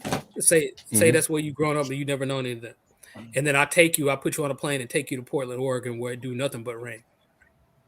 How long do you need to sit there with getting wet before you figure out maybe I need something like an umbrella to cover my head to make so this rain stop? Like, is it really going to take you that long, or is it just sort of you come, duh, like, right? Like, I don't know who the first person was to invent the umbrella, but I'm pretty sure it wasn't to know like took that much research and just said, "Hey, I don't want to get wet." It wasn't the white woman with red hair. But go ahead. Right. But I'm just saying, like, necessity is the mother of invention. Now you bring forward that we live in 2023 and all of us have a smartphone with the culmination of human history at our fingertips. Yep. And you tell and me make you so these dumb. people got all these resources that can't figure out day one shit? Come on, bro. I'm not buying it. I love you more than that, and I can't accept that. You capable of more. And when I say you, I'm not talking to you, Maurice. I'm in the aggregate. But no. Figure speech. Yeah. Like, no, bro. I have more love for people. Like, you can figure it out. Yeah, it may be hard for you, but you have literally the breadth of human history, breadth of human knowledge at your fingertips. And you tell me you can't do something? No, bro. I'm not buying it. I can play. I'm not gonna say I can play. Just like the examples you brought up with your stuff with your daughter. Like, at some point they're gonna have to figure. Like, if God forbid if your wife wasn't there, the necessity is still there for them to figure it out to survive. It's certain things that's not given to me as being a man. Overall, like nobody has some everything. things that are learned. It's some things that are learned, nurturing spirit. Right. I don't have that at all. Right. So you really do. There's certain men that are, certain ladies that are nurturing and spirit, certain that is not, and some that are not. Okay. As I've gone through this thing called life, I'm like, thank God you were given a woman with a nurturing spirit as far as a mother, because I have to learn. That's to a degree, I guess, in this respect, my Google be like, oh, this is how I'm supposed to. Okay, this is the example of a nurturing spirit. She does X, Y, and Z. My mother, I have to go back to, like, okay, well, what did she do? What? Or my mother-in-law, or whomever else, female friends, like, okay, to be softened, right? In my journey, because I'm like, that's not me. Kissing my kids, hugging my kids, doing X, Y, and Z. No. So, yeah, there's a template there, but if you're not born with that template, if that's not genetic, that's over the span of man. Whether it be the men that we is on this panel or the ones that you question or whatever the case may be later on, it's like, or with you, Tank, it's like, all right, well, that wasn't my nature. That wasn't what I did. Wasn't what I was. I had to pick this up from my wife, so I had to, or parent. It's like, okay, well, this is certain things I had to manifest from. So yeah, I mean, in that respect, in that regard, I get it, but at times it's not there. Right. So, I mean, I get it. I can absorb it, listen to it, learn from it, and try to implement it into my toolbox as being a father. But that's what I am, a father to my kids. Right. So, some of the things that, because that's my yin to my yang as far as to learning it, right? Because if she wasn't there to supplement that, I'd be like, oh, we good. It's like, no, we not. And this is as to why. And I'm like, okay, well, everybody copacetic. That's old word. And I know parent know that copacetic. You gotta look at it. But it's like, hey, I'm fine with regards to the response that was given. No, it's not, because based upon she needs this. I'm like, oh,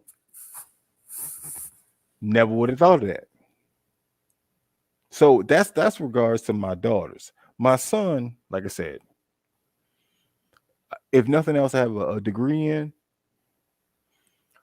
and even still that, if I need tutorial information, I tap into trusted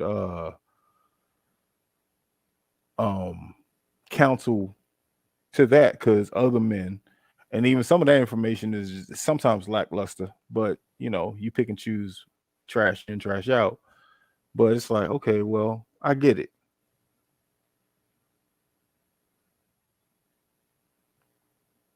Yeah. But to me, you need a woman to finish off a lady. And I'm not knocking no men because, again, you might have been given that background to fulfill that niche, that gap that was there. But for me, I can't finish off my daughters. I can give them the best information I can as being daddy, father. Daddy, father. And that is what it is. Right. I got a unorthodox question. Go, man, ask whatever you want. For all the brothers. I know we were talking about the kids. Yeah. But just say, for instance, those who have significant others, if one fell into a health crisis where you had to actually, pick them up, maybe put them in the tub and do could you do that? Could you take your wife and care for them, or could you learn to do that within a set of time? I mean, I know most of the time we will have ways to get this thing done. Our insurance will give us a little help that'll run out because they always tuck tail on you. They took up your money for years. But could we actually make ourselves learn how to do these things? Could we comprehend that the same soap we use is not the soap that they're gonna use on certain situations? Yeah. Hey, been there, done that. Yeah, I was just gonna say that, Ray. Ray. My wife, shit, man. My wife was actually on her way out back in 2000. I think it was 2012. So her illness started back in 2005 and then progressively got worse. So it had got to the point, man, where she was still able to do some things, but needed a lot of help. She was on oxygen and shit like that. I mean, she was in bad shape, and she ended up having a lung transplant. So after she had that, I mean, shit, it was actually me and my daughter, my youngest daughter, man, and I think my youngest daughter was probably 13 at the time she was going through all this. We had to, step up and do all this shit, And like I said, the biggest help to me was having my daughter in the house. I mean, I was able to help out with a whole lot of whatever, but my daughter was the one who was really hands on. Hands on, my biggest help. But yeah, when shit like that is going on, man, I mean, and it's sad to say, you'll have some brothers, man, who are just turn their back on them and shit like that. It's just like you have friends, I've seen it. Yeah, who were taking just like you have when you're sick or something like that, or going through some shit or whatever, your friends will disappear on you. Right. You have some spouses that'll do the same fucking thing, which is crazy. I don't know how the hell you do that shit, unless you just don't give a fuck. But some just do that. Me, I'm like, fuck no, man. This woman been with me through thick and thin. I ain't going no fucking where. This is my fucking job. This is what the fuck I'm supposed to be. And there was many times, man, and like I said, I'm not really a church dude or nothing like that, but I would sit there and pray that the Lord would take me, whatever she's going through, put that shit in me, let her live to be here for my daughters, take my ass. I didn't give a fuck. I go. You know what I'm saying? And that's how I looked at that shit, I knew my kids will have a hard time, even though, I think they'd probably have a hard time, with me going. That shit with my wife, especially my youngest one, that would kill my youngest daughter. At that time would have killed my youngest daughter. I'm like, nah, you know what? I'd rather go. But yeah, you'll step up. I mean, when shit like that is going on, if you really care about your spouse or whatever, you will step up. The ones who don't step up or whatever, I mean, shit, you know, like they said, this shit gonna karma's a bitch. It's gonna karma's a bitch. She bite both ways. It's gonna come back. Yeah, you step out on some shit like that. That shit gonna come back to bite your ass eventually. Oh, and look, I'm gonna say this here. I've been in that situation, and you asked that question. That's a damn good question. And watch this. I stayed in a hospital with a woman that was in hospice. She was dying. This woman almost had me arrested. At one time, she hated my guts. But because I'm with your daughter and I care about your daughter, I was there in the hospital with you a whole month. I mean, I went through this shit was bad, y'all. I mean, this shit was so bad that we almost had a shootout at the wake. That's how bad this was, bro. Like, but when you care about somebody, and if you care about somebody truthfully, and you and from your heart, bro, and God is in it, bro. I was there with her mama like it was my mama. We took shifts. Yeah. While she was at work, I was there all day. Yeah. She was there at night. When it was time for her to go, I need you to get some rest. I'll go spend the night. I spent nights with her mama. And it got to the point to where this woman, before she passed, she like asked for my forgiveness and like atoned, you know, took accountability for everything she did to me, everything she wronged me. And she told me, I can't believe it. You here for me. Could you be there for my daughter? Because I'm finna go. You know, she told me straight up, could you be there for my daughter? Could you be there for them, with her and her brother, and make sure that they together? And to this day, we better now. You know what I'm saying? I don't know what, from my perspective, me and the brother cool, but you know, you don't know what people let in their head, but I don't got no problems. You know what I'm saying? Ain't no problem to his problem. So right, it ain't no problem. But even my mama asked me, and like people ask me, like, man, that woman hated you and you was there. Like, but at the end of the day, it ain't a. She loved her. Her being hurt hurts her. So because that hurts her, and I care about her, I'm gonna make sure you okay. Because by me making sure you okay, make sure she's okay. Because that's one thing she don't have to worry about, because she know who I am and know what my caliber person is, and she know, hey, he there, she straight. Right. He gonna ask the right questions. He not gonna let nothing happen to nobody. And like, you know, that was that. Then she got in a situation, her intestines flipped around because she had a pregnant in her tube, so she had scar tissue. I'm at the hospital. Like I told her, when I got to leave, but I will be back, because I'm going to tell y'all something, and I'm glad you brought this up. When you have people in the hospital, please be there to watch them. Yep. Please be there to watch your people. Please know what they putting into them. Please make sure that you got authorization, PA, healthcare director, or something. You need to have some type of say, to where if you say something, your word is law. You know what I'm saying? Please, like and I learned this was sitting in the hospital with other people. Please know what's going on. Please get familiar with their anatomy or whatever they got going on, or their illness, and what medications go with their illness and what medications don't go. Because with my mama gets sick. My mama take this blood thinner. One of them shut her kidneys down. One of them work, but it works slower. So what they'll do is give her the one that shut her kidneys down, like a little dose of it, just to get it started. But at the same time, y'all damaging her kidneys. Y'all done did this so much, now she got dialysis.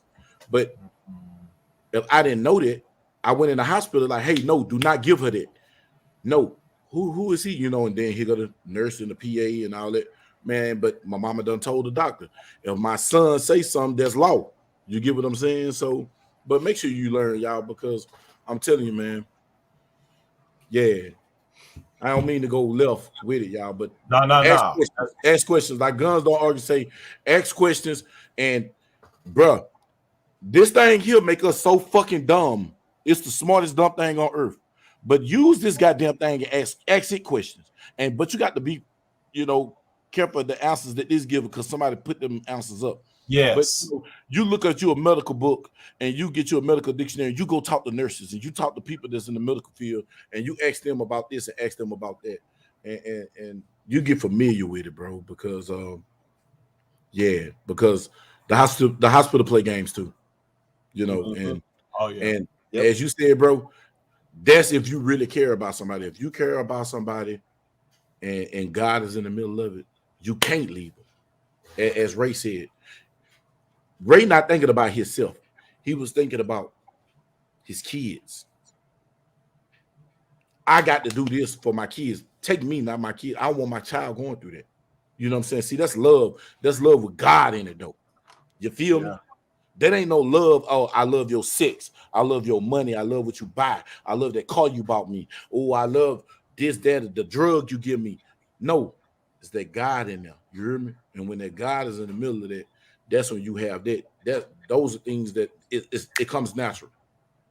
The same way I can say this here, man. Giving flowers to people who are alive. Mika took care of my child better than her mama.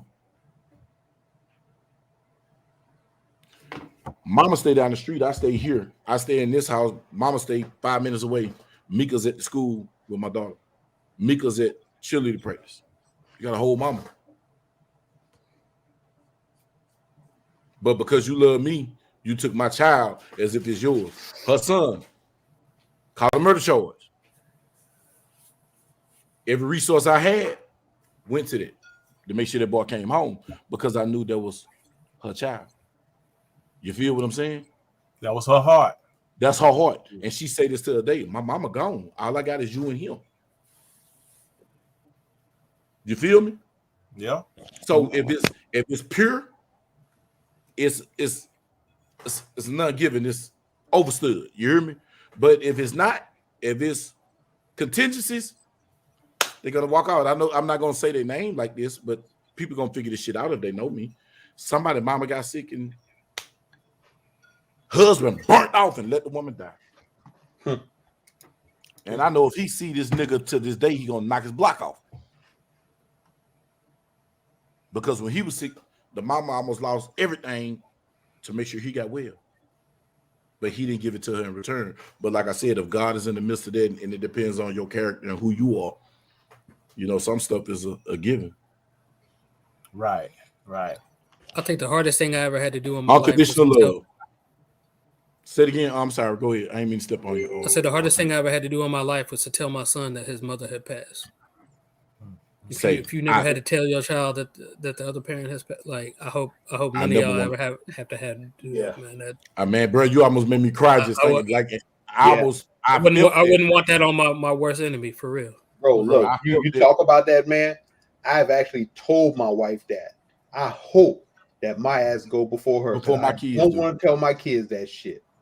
I seen my mama bury my brother. The last fucking thing I'd want to tell her, man, because I know that. Your mama made me cry. I'm serious, bro. You know how to say that shit. But you got me. It's a water place right now, boy. Like, yeah, man, shit. I seen my mama bury my brothers, and I wish that I don't want to bury none of my kids, man. I want the mother of my youngest two, about a year before we had my youngest, found out we thought it was a stroke. Turns out she has MS. So my youngest is 8 now. You know what I'm saying? So we've been dealing with this about a decade now. Like her and I have been divorced since 2018. But I still, there's a certain measure that I got to look out for her, just because I know I never want to be in that position again where I have to tell my children that their mother's no longer. I'm telling you, man, it's, you know, when you're dealing with, you know, like medical type shit and stuff like that. Like I say, my wife had a lung transplant, you know, and we pray that she will never have to go through that shit again, you know. And we're talking about this is next month makes 10 years for her, you know. Wow. So man. Yeah, we're praying that she continues to do good. And it's like I tell her, I said, you know, if something don't feel right, you call those doctors. You know, I said you call them. That's what they're there for. You know, and I tell my wife is a nurse. You know, and I tell her, you make sure everybody you see know that you're a nurse because they handle you different. Like that's just like with doctors. If you're a doctor, they're going to handle a doctor different. You know, and that's why I tell you, you make sure that they know exactly. They're going to talk to you a certain way. They're going to, treat you a certain way because they know you work in the same field as them. You know, but yeah, I mean, you know, that shit is something that we deal with every day. My wife will sit there and say, you know, with her, it's not. She doesn't like, you know, we sit there, we don't think about, you know, tomorrow or next week and shit like that. You know, we just continue to go through life. She says with her, she can't plan for next week. You know, she can't plan for the next day because she's like, I don't know what life is going to hand to me, you know, knowing what she went through, you know. But not everybody deals with that shit, man, you know. So yeah, when it comes to sickness, man, I mean, you know, that's some crazy shit, man. There's some crazy shit. And then living with it and watching somebody, you know, go through that shit. Like I said, I watched my wife, you know, deteriorate over what was 7 years, over 7 years, you know, go from being healthy, going to the point where, you know, they had to pull her out of work and shit. She walking around on oxygen, not able to do too much of any fucking thing, you know, but she pushed on. I mean, when they called her for her lung transplant, they told my wife if she wouldn't have had that transplant, she would have been gone within a month, you know. But my wife, I dropped her off. She said, just drop me off at the front door. I dropped her off at the front door. She walked into the place on her own, all the way upstairs with 2 oxygen things, you know, got up there, whatever. They're like, nobody wheeled you up there? She's like, nah, I walked in here. And it's like, damn, you know, and like I said, been doing good ever since, man. I mean, you know, and still doing good, you know, still man, doing and man, that's a blessing, man. May God bless her. May she don't got to go through that again. Shout out to Bad Lightning Band Rouge for the super sticker, man. They ain't had one of them in a hot minute. Appreciate you, brother. I appreciate you. Look, Miss Mika said they tried to send her mama home from hospice. I told them no, because the meds over the counter is not the same as the one in the hospital. And I'm a witness. Man, they said that woman had so much, she was hurting so bad, child. They said she had so much Dilaudid in her system that she could have killed the elephant. Yeah. Man, when the doctor said that to Tamika, man, I'm sitting up there listening to that. I was like, and she said, I'm hurting. I'm hurting. I said, hit the button. He said, ain't no limit on it. Hit the button. If you hurting, hit the button. I'm telling you, this woman was hurting so bad, child. This cancer had her so bad. The nurse will crush up Oxycontin, put it in the IV while she got Dilaudid.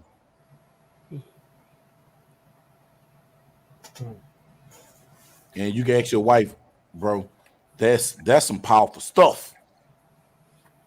The Dilaudid is powerful, bro. She was just that she was hurting that bad, bro. Like, that's why, man, I'm glad you asked that question, Paradox, because you know what?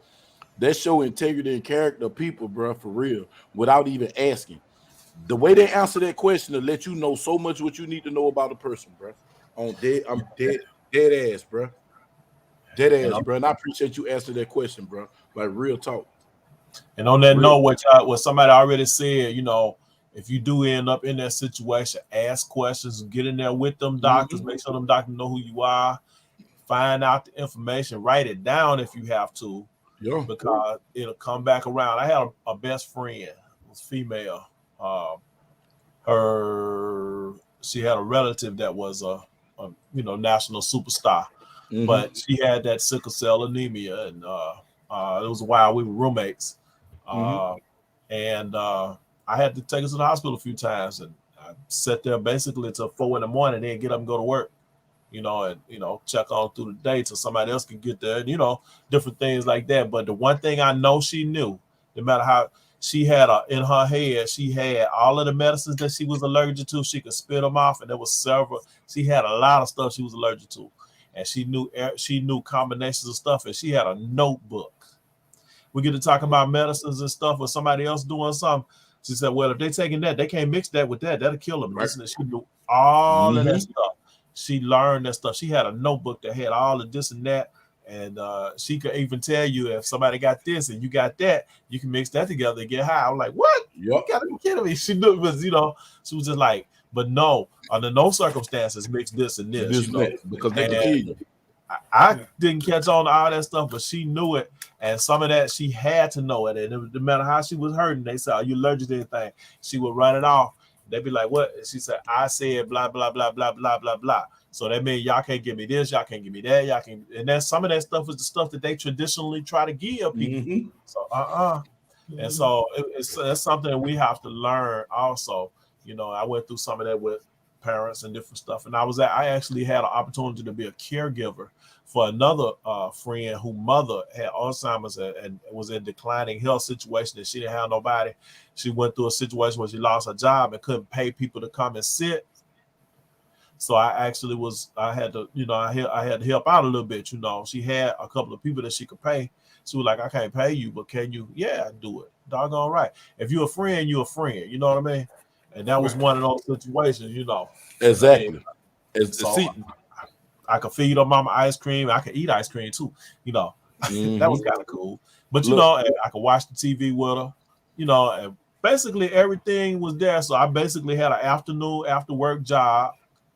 And I did 4 hours, sometimes 5. Let everybody go out and enjoy themselves or whatever. I did cooking, some air. Yeah, I did cooking and different things like that, which in turn was one of those situations that got me some of that distance from my own mess. Mm-hmm. So I could just go over here and do this. And most people like, you over there, and that's a woman's house. You must be effing. Nah. Yep. First thing come to their mind. At the time, my mind was like, F some effing. That like got me in trouble. You know what I'm saying? But we were friends. I had a lot of older female friends that I learned a lot from. So there are some things that I wouldn't know that normally I guess I wouldn't know if I was just, in regular, I guess you would say, dude mode, where if that's such a thing. But it was just a fortunate experience that I had. I was able to learn to see things, but it's no fun seeing anybody in pain and hurt. And it does take a special character to have that kind of compassion to say, come on, we're going to get you up. We're going to help you. If somebody has fallen, that you can help them up and get them to where they and sit there with, if it could be a stranger and be there with them till they people get there. So one time my wife was in the store, a lady fell out. She caught her. He got her stuff, got the lady to the got the medical people to get her and everything. And I think, she went with the lady, and I had to come get her from wherever. And then we had to work. I had to get a friend of mine to take me to go get her car. You know what I'm saying? Because she didn't know the lady from nobody. Lady tried to give stuff, and then, ain't nobody here for nothing. Make sure you is good. Get her home and get her. Went visit a couple times. I ain't seen her since, but just goodwill type of situation. And I do know the average N-word type people to be over there talking about what can I get from them. They're looking for the come up. And that's another thing. That's why you got to check on your people, man, because people be over there talking about they helping, like they act like they chopping wood or shoveling snow, and they up in there trying to see what they can steal. Yep, or trying to get up under their wheel, trying to get you to. Bro's out. Listen, all of that. Listen, bro. All of that BS. Yes, sir. I didn't learn how wicked that man, as in the human race, can be. Until I seen 2-3 funerals up close and personal. When my brothers passed, my aunties passed, death is a profitable thing. Mm-hmm. Oh yeah. And it bring out the darkest of people, bro. I'm dead serious.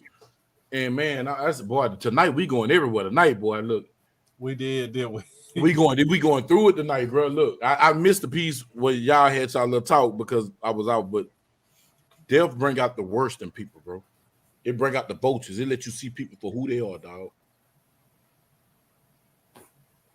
Look, that's why we also have to, as a people, we gotta also have things streamlined. Sometimes we sit up there and be like, oh well, such and such, they got my information, they're gonna distribute this and that and whatever the case may be, and have things lined up. And I'm not saying that they won't, but my grandmama passed last year, right? So my pops was the only child, her only child. So it was like, all right, well, he would disseminate stuff, based upon my grandmother had no will. And he would disseminate stuff based upon people popping off at the mouth and saying so. So I'm like, me being his son, I'm like, yo, you ain't got to do X, Y, and Z because she had no will. She had no will. Your stepfather, he didn't leave anything. He had no will either. Mm-hmm. So whatever kid that he had, your it's like, but it keeps it unmessy. So we Mm-hmm. have to do the administrative things on the forefront to be like, hey, I ain't gotta deal with it on the back. We don't want to think about nobody want to die. Don't Mm-hmm. nobody want to die. Okay, but eventually, guess what? One thing You're going to. a couple things in this world you're going to. So in turn, have things it's going to be streamlined for your loved ones on the back end. Like, hey, I need to have X, Y, and Z lined up. This is what I want. These are my wishes. This is whatever the case may be. It's not coming from you as being the living uh uh uh uh representative, but these are the things that I just know that came from mama, grandma, whomever the heck is come grandpa. These are the things that came from him, her, and it streamlines. It's like, hey, it's not coming from me now. Like Paradise said, the N word will line it up to be like, oh well, he ain't want me to have X, Y, Z, blah blah blah blah blah blah blah, and we'll get that. But it's all Mm-hmm. good because this is what whenever it is come from the will, it's like, hey, this is what she or he wanted to be disseminated to you all. And it's all good. Right. If you don't like it, that's fine. Who cares? It Who came from cares? her Get or over him. it. Get over it. Right. Because, People dude, at that always juncture, fall out about other people's shit. Why is that? They always man, fall it's out over terrible. somebody else's money, somebody else's house, somebody else's land. Why can you didn't work and It's get your own ridiculous, man. shit? boy, Right. said. You show up over I there, cannot stand that. you don't pull your mama cars to the house. Why don't you sell me one of them cars? Why don't you take your ASS down there and get you one from where they sell them at? I told my grandma off the break, I said, let me tell you something before you leave here. And this was years before she even, I said to her, because I was the closest grandkid. I said, let me tell you something. Don't leave me nothing. I don't want it. I don't even care. However it sounds to anybody else, I don't give a damn. Keep it. Give it to somebody else. Give it to my father. Give it to whomever, my sisters. I said, I don't want it. I won't look. I'm not gonna miss it because I never had it. So Right. Can't give miss it to what you never somebody had. else. I'm much rather for you to give it to somebody else. So she never told me who she left stuff to, Mm-hmm. and I'm like, hey, what?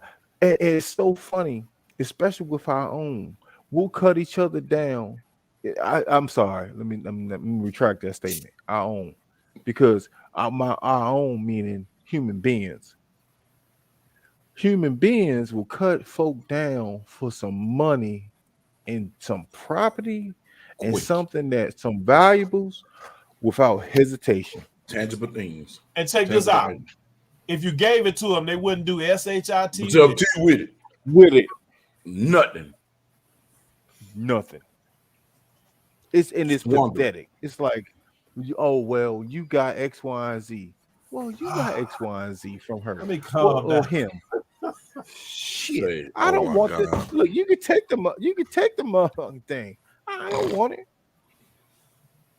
Like, shit, you sit up here, man, folks. Human race. I ain't talking about black people. I'm talking about totality. Everybody. We'll sit up here and be like, oh well, and there's other races that's worse than ours, more than me. Oh yeah. yeah. But see, this is the thing. It's like, okay, well, you didn't work for it. That possession that they gained was not even something that you even worked for to acquire. So how are you upset at me? Going back to Paradise point, how are you upset with me for them saying, hey, I'm gonna bless you with this? You mad at me? In fact, and it's a multitude of family that has been torn up, torn down, destroyed based upon, like, man, get the hell. Look, that's why I tell like I said, this was years before my grandma passed. I was like, hey, Don't give me shit. You don't gotta give me a goddamn thing. Give it to them. Everybody else, I don't give a rat's ass. And that's not me trying to be a saint or sinner. I'm like, hey, I don't want nobody to be like, hey, Maurice got X, Y, and Z. No, he didn't. He ain't got a Too damn much thing. trouble. Shit. That's a bunch of trouble. Why he got that? Why he got that car? Why he got so much money? Man, I'm telling you, bro. What up, though? Skillet. Who that? Skillet. Yeah. Oh yeah. Hey, that's a stripping It's ninja midnight turtle. shift. No, You know he in that chair at the job right now. He's like, yeah, what? Skillet. Dude, I can't hate on Skillet. Skillet be working. He do. Got to. That's the only way them kids don't eat. Hold up. They say Everything Skillet at his other job. What job he on now? He work at a strip club. It's called for men only. He That's a home over there. Yeah. So he in front of the wheelchairs. Yeah. He refurbishing Chris Vectors. No, he not. He refurbishing catheters for old men. Clean them with his tongue. He run alcohol through the pipes. Yeah, through the pipe, and then he blow it out. Don't put your mouth on that, Skillet. Don't put your mouth on that, Skillet. Skillionaire. Skillet told that man, "Don't tease me, please me." Look at me.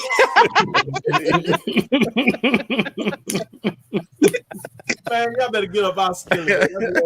Hey man, Skillet been gone. He's supposed to be. Skillet that came in late. He know he gonna get it. Yeah, he know. Well, you know what? I had to do some inventory on some tires. That's why I'm late. And I was bullshitting the rest of the day, so I had to get it done.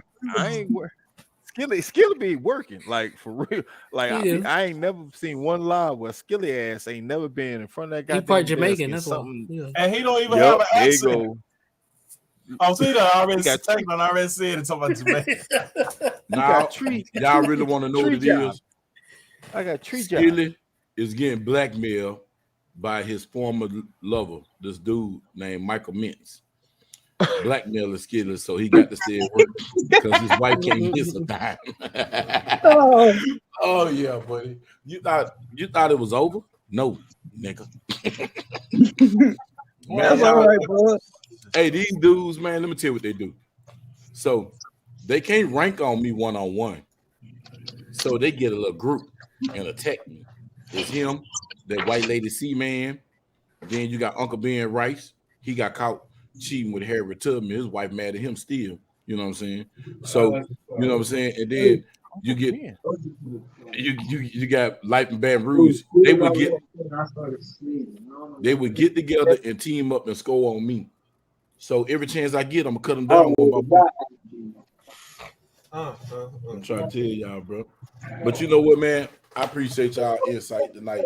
Because this was a good topic. You know what I'm saying? It seemed like, we was kid bashing in the beginning, but we weren't kid bashing. We were just venting. That's all. No. We love our kids, bro. Yeah, love their kids. Them kids, yeah. Yeah, we love them little punk ass kids. No matter what they do, we still love them. You know, oh, God. we might want to choke the hell out of them, but we still love them little punk ass kids.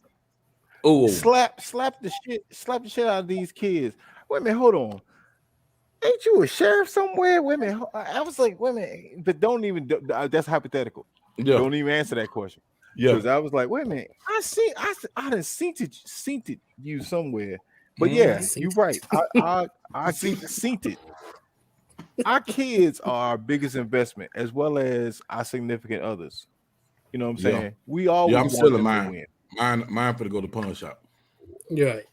Well, I'm taking mine to the pawn shop. If you two come back and jump on your ass for that, because I mean, what's that Texas pawn right over there off Jefferson? I mean, did he take them down there to the NBA and try to get them a scholar, a sign up, or did he drop them off at our studio? And his ass live in a southern state. I mean, so who knows what the hell they gonna do to them? I mean, that might work if he had Delonte West on here earlier. Where Delonte Man, leave West Delonte alone. He from PG. To a degree. Why Delonte West? Yeah, man. Man, I feel you bad know for something, bro?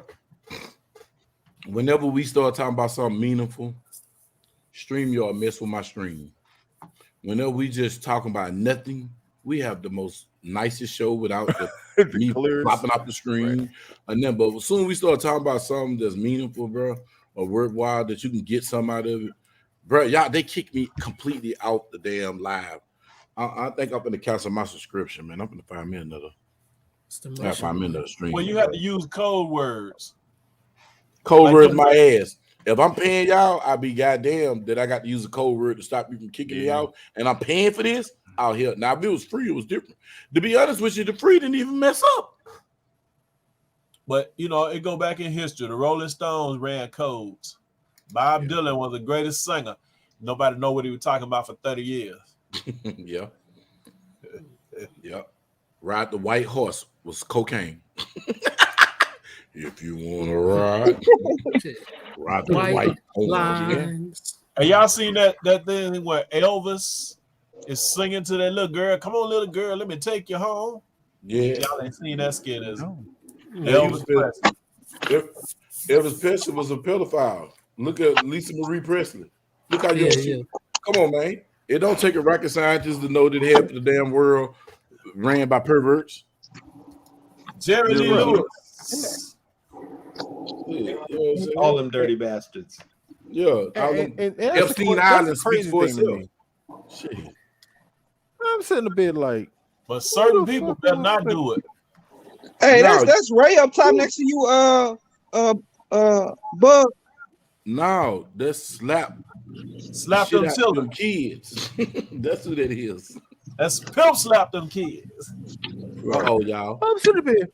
Hey, y'all, hold up, y'all. I got to introduce this new guest, man. Coming to the stage, y'all. Hold on, let me get it. Let me get my voice. Let me get the microphone, y'all. Hold on. Let me get the microphone. Coming to the stage is a Pan-African, Chinese, European, Caucasus Mountain living, white boy, black boy from East Texas. Holding Armory. Everybody put your hands up and get your dollars out. Man, you one more motherfucker, dude. Hey, Odin had to hit that track for a little while to make that Pan-African? Yeah. He did say Chinese Pan-African. I did say Chinese Pan-African. I can't leave him out. No, China own Africa now, so yeah. Hold on. This girl said Buddy Holly married his cousin. She was 12, 13. Get that. Yeah, that's true. That's a true story. These sick dudes. But anyway, I digress before they come back. You can't talk about sick people in Africa. I don't know how Mika know who Buddy Holly is. Because knowing her, she probably listened to it. That girl, listen, when I met that chick, man, that chick was listening to Slim Cuddy Calhoun. Nobody in Texas knew who the hell it was. I was like, hey, I know. I fuck with Slim Cuddy Calhoun. I know it, man. I was hanging in the A back then, you know. Shit, I went to Freaknik. I ain't gonna say nothing, but somebody found a picture of Tackleberry Bug at Freaknik, and I couldn't believe it. I denied it was me though, but I ain't gonna let them know because he ain't watching. He ain't watching. All these females tripping about that documentary about to come because they're gonna expose who they really are. Those are miscongenialities. I'm about to make a documentary about the Kappa. Let's see how they flip out now. Headed to the Kappa on 4 swingers and adapters. I'm gonna get all the VHS tapes that Mika got. I know she got some. But before the Kappa, 1999, 2000, 2001, 2002. You know they brought it back now, right? Yeah. Man, I wouldn't dare go to it. I'm too old for that. You talking about the Kappas like the KA size? Yeah, Kappa. Kappa Beach Party. Okay. Man, in Corpus Christi. The so who got the footage of the Freaknik? I want to watch it offline. I don't know. I tell you what, I think I need to go to my mama's house. There's some VHS tapes down there, man. I saw a lot of footage. Boy video and shit. I saw a lot of footage that was taken by somebody. Well, I know you don't seen that the unedited PWA video. I love this shit, y'all. He said to recognize some of the cars. Yes. Hey, I'm gonna say it like this here. That one green Mustang, the convertible Mustang, convertible '89 Mustang with the Dayton on The it. Fox body, not the 5.0. That Fox body, the FX. Fox body. The Fox body 5.0 with the black top. With the drop top. The top was white, but it was green. And they had a green one with the black top too. Candy green, the first candy paint job with them gold Dayton. What Kane tell him? I said cheeseburger, motherfucker. Double meat with cheese. Double burger with cheese. Hell no. That Mustang was from Jackson, Mississippi. Shut up, Paradise. Shut up. Shut up, Paradise. Shut up. Hush. Let them Kappa dogs lie, man. And a lot of that footage made it to Lynch Street. Hey, it damn sure wasn't no Mercedes. Down here, you know, at the Kappa, we had the big bodies. Yeah, come through with a 98 or something. Hey, this boy said the Victoria EM. Chevy. See, guns that was before swingers. Boy, shut up. Boy, shut your mouth. Had them Delta 88s. Let the Kappa dogs lie. Let them bones lay in them graves. That was them true and bold days. Hey, hold up. Oh no, they not lying because they done found tapes. And who the hell thought to make a VHS tape out of this? Like, what the fuck was you thinking? Say, because there was some shit you ain't never seen before. Man, you know how many VHS? Man, Bug still got some Dayton's on his ride. 45 and 60. I got some Everybody real that was Dayton. I down got some stamped up Dayton. Stamp Dayton wide wheels. Well, not no wide wheels. Stamp Dayton with the flag on the bed. Man, yeah. everything from Maryland on down, from Maryland to Freaknik, Maryland to freaking Texas, DC, all the way DC across. dudes, them DC and Baltimore dudes was hell at. Hey man, hey, watch where you about to go. That's who started it. No, I ain't saying nothing negative. I'm saying PA, Baltimore, and DC dudes. Man, they was turned harder than the South dudes. Mm-hmm. Man, they had to get off their chest. Between PA, I don't know. It's between DC, PA. Fuck it. It's between Baltimore and DC. Them niggas was wild. There was some wild bruh. Them dudes was doing stuff outside in the open. Right. Fuck. Imagine what we got behind closed doors, but I'm talking about these boys was like, y'all said it's Freaknik, what's happening? And the boy made me think about them LA boys when they came to Louisiana eating cat. You know what I'm saying? Well, no, body eating cat. These boys came down here licking on these women and changed the atmosphere. He said they destroyed this. They destroyed the eco environment. What state you gonna blame it on for eating booty? I'm like, wait a minute, who out here? Never mind. That's an old conversation. Who eating on booty? Yeah, I know. That could be New York. Oh, it's a bunch of them. Hey, like I said, a bunch of them tossing salad. I'm gonna say this here: DC and Louisiana dudes are some of the freakiest dudes in the federal penitentiary. So it could have came from either or. I'm just gonna say. Oh my god! Shit, I'm just being real. You ask anybody who went to a federal penitentiary. I don't know about that. Listen to what I'm telling you. You can ask any man that went to the Federal Correctional Institute, they would tell you the freakiest dudes came from DC. What you need? Well, I'm glad I ain't never been no federal. Martin Lawrence made jokes about penitentiary jokes about salad tossing. So hey, Chris Rock, y'all need to go back and look at comedy. I don't know, man. I look. I worked there for a while, man, and it looked like them Houston boys had it on lock. Yeah, man. Smelly official. I know I heard him. No, man. What are you talking about? This is Young Tank when he was 19. I had that cut too. That box flow. Yeah. Say, boy, who didn't have that ice baby? Boy, I had a kid to play about that tall, boy. Eraser top. Oh my god, boy. Say, man. The higher it was, the more play you got. What? Man, oh god. Hey, who can still do the dance? What's that? The house party Yeah, dance? yeah. Grab my hand. We jump around. Yeah. I'll bust my kneecap, hit Man, look, same thing. My knees will be all tore up, boy. And you talking about hooking the legs and stuff? How they hook their feet? Shit, boy, feet we all next need. thing you on the ground. We'll be needing hip replacements when they get us off the ground and take us to the hospital. Yeah, everybody around this baby with a titanium hip and ball socket.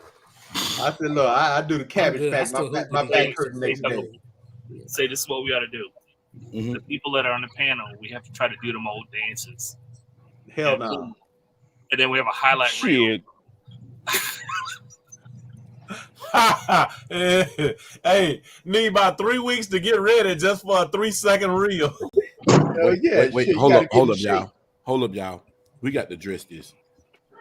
Guns don't argue. You need to go sit your ass down somewhere because you talking entirely too much. You bring back lost memories. Boy, go sit down somewhere. Go. He was at Kappa Beach. He was active. That young man was active. He was. He said he was active. He was Vietnam. Man, that boy. He had the camcorder. That boy said conversion. He says suburbans and conversions. Do you understand that it was them box shit? Man, boy, stop. Hey, the bourbon with the limo tint. Huh? Man, look, I'm just gonna say this here, y'all. Shout out to the Kappa Beach party. Shout out to Freak Nick 94, 95, 96, the last one. Shout out to Freak. And to everybody who can't find their father tonight. Yeah, shout out to them. from the parties. He might be on this panel. You probably don't know. from these. What's your mama? You my dad. Man, that was boy. Y'all understand? Kappa drew from. I mean, it drew from auto school, but it drew from PV, TSU, Grambling, Jackson State. What you talking about? They were coming from Southern.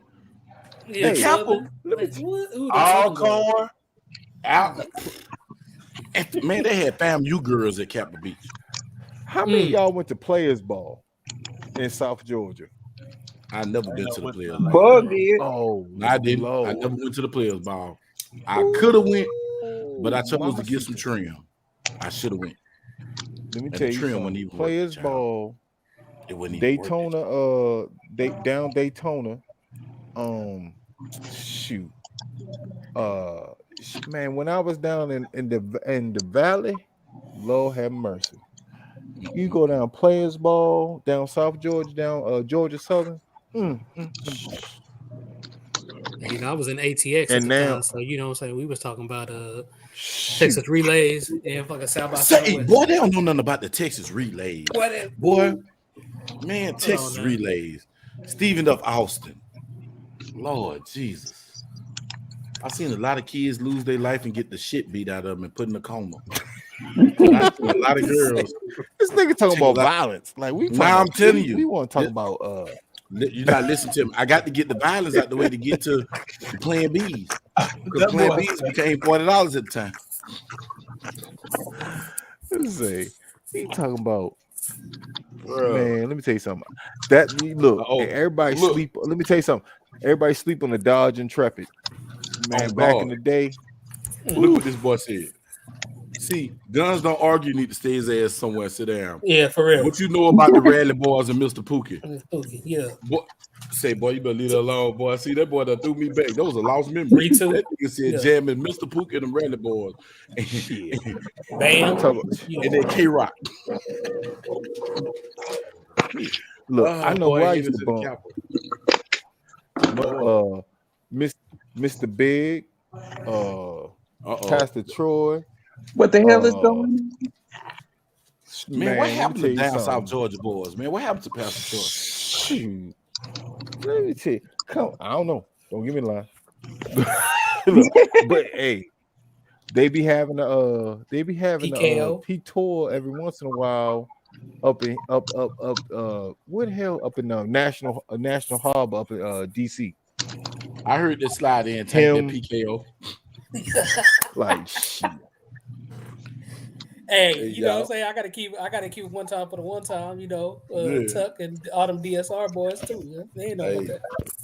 Hey, what you talking about, man? Man, I was living in Dallas when it was 3 niggas 50 deep, nigga. What you talking about? Nigga, say when George Lopez first put them boys on. Hey, we was at the clubs and they was causing havoc. Man, shout out to Nick Brown. and damn, what's that boy name? He out of jail now, Clifford. You know what I'm saying? Them boys changed their Dead Eye Bobby. He on the trail ride. Yeah. They changed their lives. You know what I'm saying? You know, Nino. Yeah. Everybody go, oh man, Nino, that's my dog. That's my little bro. What you mean? Nino Sock? Hot Boy Star? Say, man, that's my little bro. B Brown, his brother, man. They're my people for real. Like, yeah, they're my peeps for real. Young. Listen, I'm gonna tell y'all a Dallas tale. Young Nino, young man, is the only little dude that will go in the club by himself with the ops and fight everybody in there. What's the name of the club downtown? Was that Dreams? The club downtown in the West End? Tank? Before Blue came down there. Before Blue came. It was before Blue came. Man, Nino was up there bell swinging them bitches. Man, they said, man, we got them called. Man, Nino down here fighting. They jumping them. Like, man, yeah, man. I'm not gonna lie, I didn't fuck with the West End. There was too many damn laws in the West End. Boy. Man, it used to go down in the West End. Steps and just bro, fuck with Dallas, period. Shout out to all the girls that got pregnant at the West End movie theater downtown before they shut it down. That shit sound like I'll be up the road to Deep Ellum or something, but I ain't fucking West End. Bro, the West End. That sound like the black hole. I mean, we don't bug be over there off Cedar Springs and shit. Man, I ain't gonna lie. I've been to RJ's before. That's a gay bar on Cedar Spring. Man, I had the best time of my life. I went there with some coworkers. Had a damn. And guess what? I'm gonna tell y'all something. Our homosexuals don't like everybody. And some of you dudes be like, "Ooh, he looking at me, man." Them people ain't even studying you. You ain't even they type. Them people. That was the only time I went to the club and stayed until 3:00 in the morning. Not one fight. I bought drinks one time, and people bought drinks and they didn't try to come on with you. I'm talking about even the punks was trying to put you on the straight chicks in the club. Like, man, look. Let me tell you, my man used to work at the one of the joints in DC. He was security. Mm-hmm. Man, he be like, "Yo, we ain't got this. The easiest money you can make working at these type of clubs." Mm-hmm. He's like, "Yo, they not trying to fight. No, they trying to have a good time." But this the thing. This is where the females go to dance, get unpressured. You know, they don't want to get. They go there, man. He was like, "Bruh, you need to come down this joint." I was like, in my younger age, I was like, prior to getting married, I was like, "Man, I'm not going down that mother." So he like, "Yo, you need to come down here because." He said you get the baddest broads down this mug because they just want to hang out, dance, no pressure, no nothing. I'm like, man, you lying. Man, that in my evolution age, I go to that joint, I see pictures and stuff. I'm like, who the fuck is this bitch? Man, he ain't like tell him how he used to be a bounce over there at Coach's Corner though. Boy, you smoking. Boy, I used to go to Coach's Corner to pull them old school. Nigga, I go give me a cougar at Coach's Corner quick. What you mean? I'm getting. I got invited to a birthday party at Coach's Corner. Left over about 3 cougars. Yeah, boy, I'm trying to tell you shit. Hey, man, I'm gonna tell you about a club though. Watch this. I bet you Tank know what this is with this little bi-curious ass. You hear me? The Brick over there off Maple. I know where it's at. The gay boy called the Brick. I know you heard of it. Yeah, I know exactly where it was. Yeah. Say it. The Brick was I drove a cab there though for 2 years. Oh yeah, listen, screw that. Yeah. Man, my homegirl Sean, she a lesbian. That's my homeboy, one of my bros. That's his cousin. Bro, we went to the Brick, bro. The Brick was the only club where you gonna get straight people, gay people, everybody in one spot. And you're gonna leave out of there with something. Now it's only what you leave out of there with. That bitch was like Coco Palace in Shreveport. Coco Palace was the only shout out to Coco's. Coco's was the only club that if you was a straight man and you didn't walk out of there with a female, you was gay. Ask anybody about Coco's in Shreveport.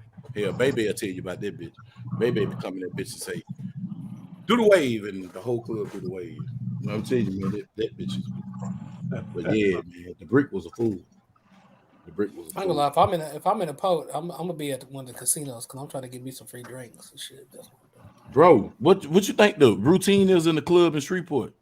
I'm be a You hit boat or something. you hit the casino by 10 o'clock. You get towed up by 11. Then you hit the club so you don't got to buy no drinks. What you mean? Man, come on, bro. All you gotta do is go gamble. Get to the slot machine. Sit there, the slot machine. But Hey, little mama. Yeah. Hey, and keep putting Y'all chips. put five. Tip the waiter. That's all you gotta do. Is the drinks are free. Giving up $3-4 ain't gonna kill you. Nope. The solicitations. The solicitations. Be better to get 100 to get to that machine. Hey, real talk though, bud. I'm 45 minutes from Windstar. I will drive 2.5 hours and go to Shreveport just because of free drink. I don't like Windstar.